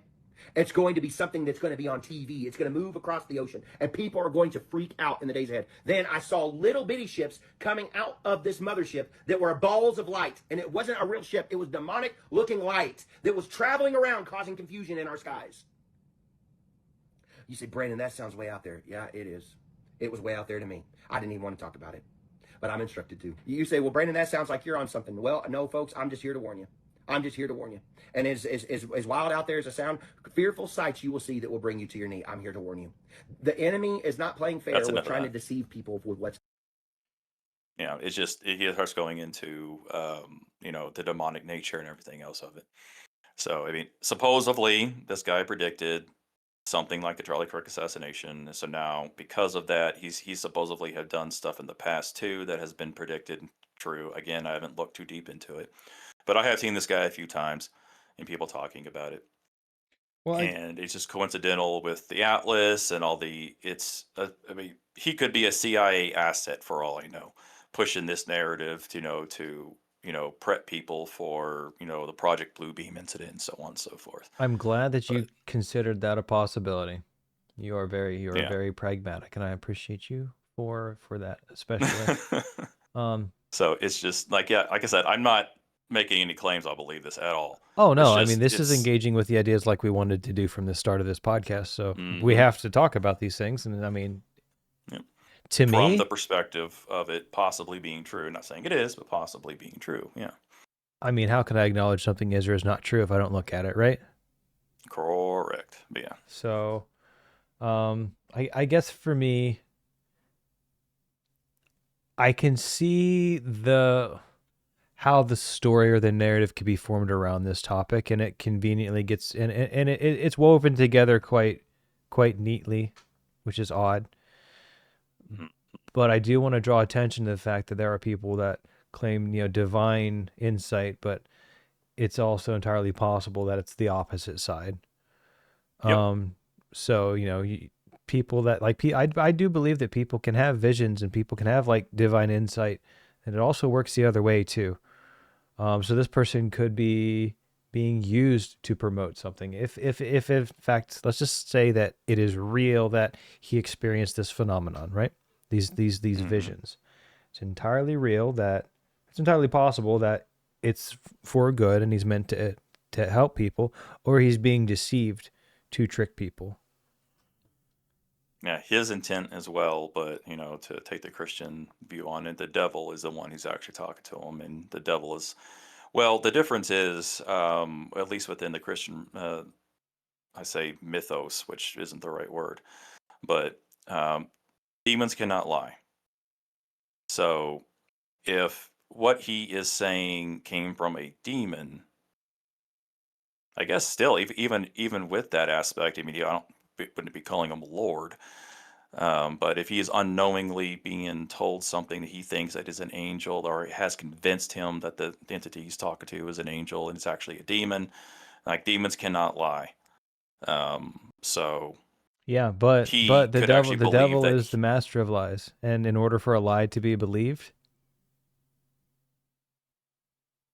90% of it has to be true. Yes. Good point. So, but I mean, still, he's a master of lies, but he weaves and says things in such a way that is the truth, but can. Actually, I'm not going to begin to go into that because I can't. No, I'm not you actually well nailed enough. it, and I can pull in a cultural reference here. Do you know Tom McDonald because he has this song called "The Devil Is a Democrat"? Democrat, yeah, that's. The way that you just described that makes me think about how the word games are played on social media, on like in the mainstream media, as the politicians. As far as I'm concerned, that is proof that they're all in on it. Well, evidence is the correct word. You're right. That is evidence, Aaron. Not proof. Not proof. That is evidence. But it goes into the occult. Like I keep talking about how they believe. Like, I'm not saying it is true, of course, but the people who believe this adamantly believe this, and this does include like the Clintons and everything else, allegedly, that in order for their evil ambitions to manifest is that they have to basically be given permission by the grain consciousness, the creator. And they believe that there is this underlying consciousness of the universe that does not allow malevolent and evil things to occur unless it is accepted and allowed by the individuals that it's occurring to. So in order to do this, their quote unquote black magic is actually showing symbols and saying words in specific ways that they are telling you the truth that it is happening, but you're accepting it. So that's the reason why, supposedly, again, from the perspective of itself, that a lot of the symbolism, the triangle over the eye, the one eye, the hand over the eye, the looks in like demonic caricatures of halftime shows for Super Bowl and some of the concerts and stuff out there you're seeing, the movies and everything else, is they are telling you exactly what they're doing. But because you're cheering to it, because you're accepting it, you're being entertained by it, the grain consciousness is actually allowing these things to happen because, hey, they're accepting it. So what I'm not going to stop it. Could a good example be dancing to a song that you can't really hear the words, but the words are very disgusting or very inappropriate?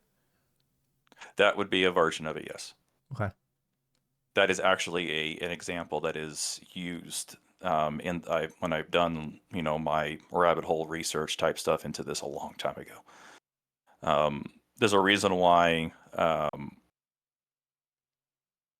words and specific things are being said in songs that I listen to the words now intently, and of certain songs, and I don't like I was like, I don't believe the whole black magic and stuff like that, but it's more of me trying to understand those who do believe it and wondering if the artist that I'm listening to has either believes what, that whole thing I just described, or is controlled by someone who believes that whole thing I just described.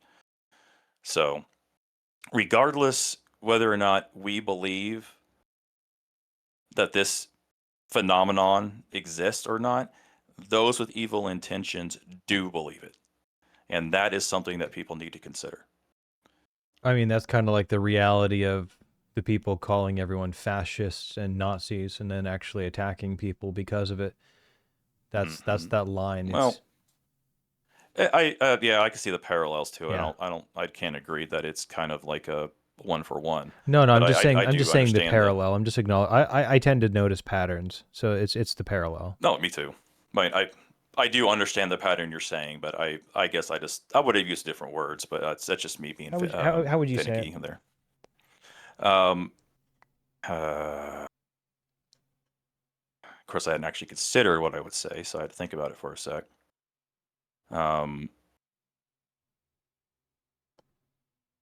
Sorry, what was your? My brain just shut down. Say. I forgot. We'll move on. Yeah, sorry. It's fine. I literally my brain just reset there for a moment. I remember this. This is good. Yeah, this is what I was alluding to earlier about the. Well, how many times have I said the thing about if you keep calling someone something, eventually they will become that because they won't have any other choice because you have given them no other choice? Mm-hmm. This is a perfect example of it. Being told, from the aspect of, you're white, you're evil. So he reads articles and magazines of evil. You have to write down in reports and take tests that confirm that you're evil, and then you get up and have to say I am evil. So guess what? He puts on the mask. I'll become evil. Because once someone is oppressed, and regardless of what people want to say on the other side, because they were once oppressed, no one currently is, but their ancestors were oppressed. They think it's justification to oppress someone currently. Well, you're going to have what's currently happening I described earlier with Gen Alpha.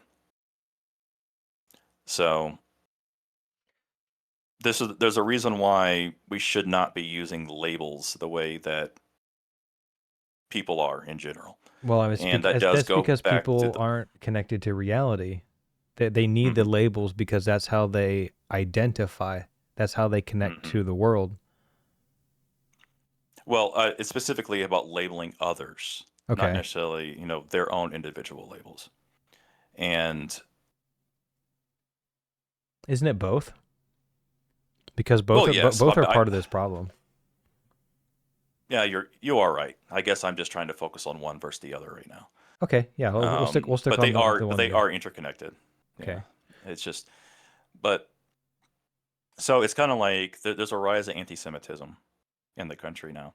It's a rise of racism. It's all to divide, completely divide. Some may say that certain bigot type mentalities are now justified or becoming justified because of those who are spouting these labels onto other people are the ones actually exhibiting it, but they're refusing to acknowledge the fact that they might be the actual problem. Yep. And because of that, you have the people who are being labeled are basically, well, no matter what I say, no matter what I do, I cannot convince you otherwise. You're not even willing to listen to what I have to say, so I guess I have no other choice but to accept this label and embrace it. Because it's like that Eminem I can't song. talk to you about it. I am whatever you say I am. If I wasn't, why would I say I am? Right? Yep. So that was that's song a good way to putting it. Yeah. You will eventually become what people may call you because there's no reason not to act like that because they've been treating you like that the entire time. But the problem is, I think what I saw here, and you pointed to it earlier, is you usually get around to like this fifth picture. You know, they get you early. Oh, what was my point? Oh, I just had it. It was so good. Indoctrination from like schooling and getting them young to. It's them not actually being victims, right? See, this fifth picture makes me think that these children, the children Gen Alpha, are going to grow up and they haven't really experienced real racism, but they see all of the inequalities and unfairness that has been done to white people, like preferential treatment and all of that stuff. Like it exists. Like that's what DEI was.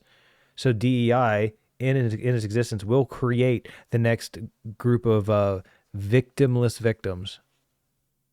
Yeah, that's a very good way to put it. Yeah. Yeah. However, I have to say, I may have to push back on you about the victimless, because you have a majority population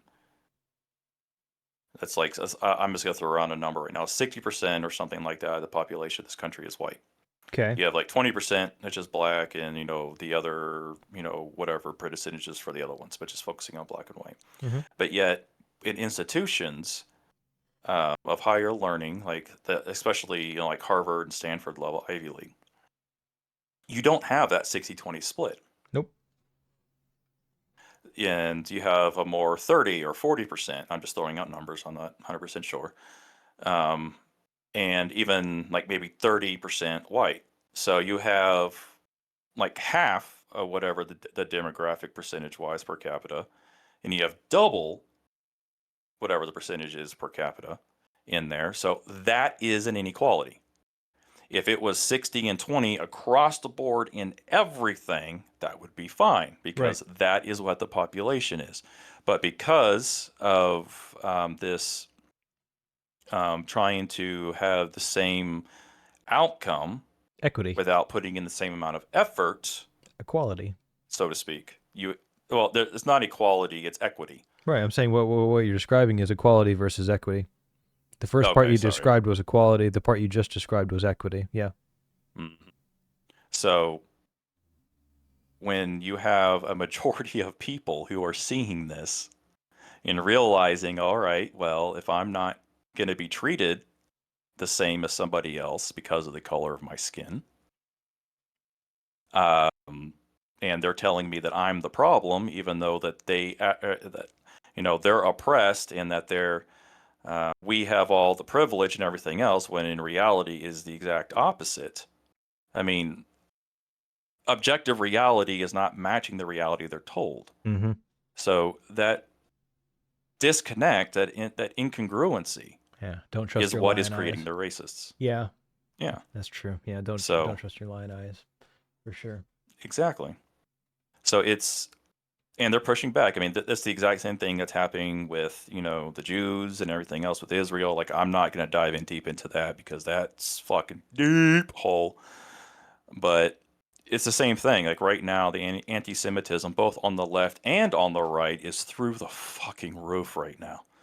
It's always been high on the left, but the right, the normal, quote unquote, normal allies of, Jews in Israel, talking more specifically Israeli Jews, not just, other Jews, have always been very high, but it's going through the floor at this point. There's still something not natural about it, even though, like, to be realistic with the nature of things over there. So I honestly don't want to touch Israel right now, just because I don't. Yeah. I think there might have been another attack or something, and I don't know if it'll last. I want it to, but let's just be honest. It's probably not. Like, I don't think anyone would bet on it. I did. That's kind of the mentality I've had about the whole thing. Like, I'm not trying to go to that avenue. I would just talk about in general the labels and whatnot with this. So this is just the perfect meme. I mean, we would not even really call this a meme, but cartoon to kind of depict that. So no, I think it does a really good job capturing it. We can definitely cover some more on that. All right, I think that's all that we had today. That's it. That's all that we had today. So if you guys don't know, Be the rising tide to sink. Wait. Be the rising tide to sink all the ships around you. That's it. You better I'm correct. face palming very hard right now. Okay, you better correct me, because honestly, that's going to become the outro. That's going to become the new official outro. Oh God! All right, I'm gonna say the actual outro. Okay. Be kind, be understanding, and try to be the tide that lifts those around you. Fuck, I screwed it up. Just be the tide that rises those around you, because sometimes we all need a little help, and sometimes we need the little help to, get pulled out of something that we're in, or to be educated so we can continue to help each other rise. I don't know, something along those lines. Yeah. But overall, just be kind to one another. Sounds good. Honestly.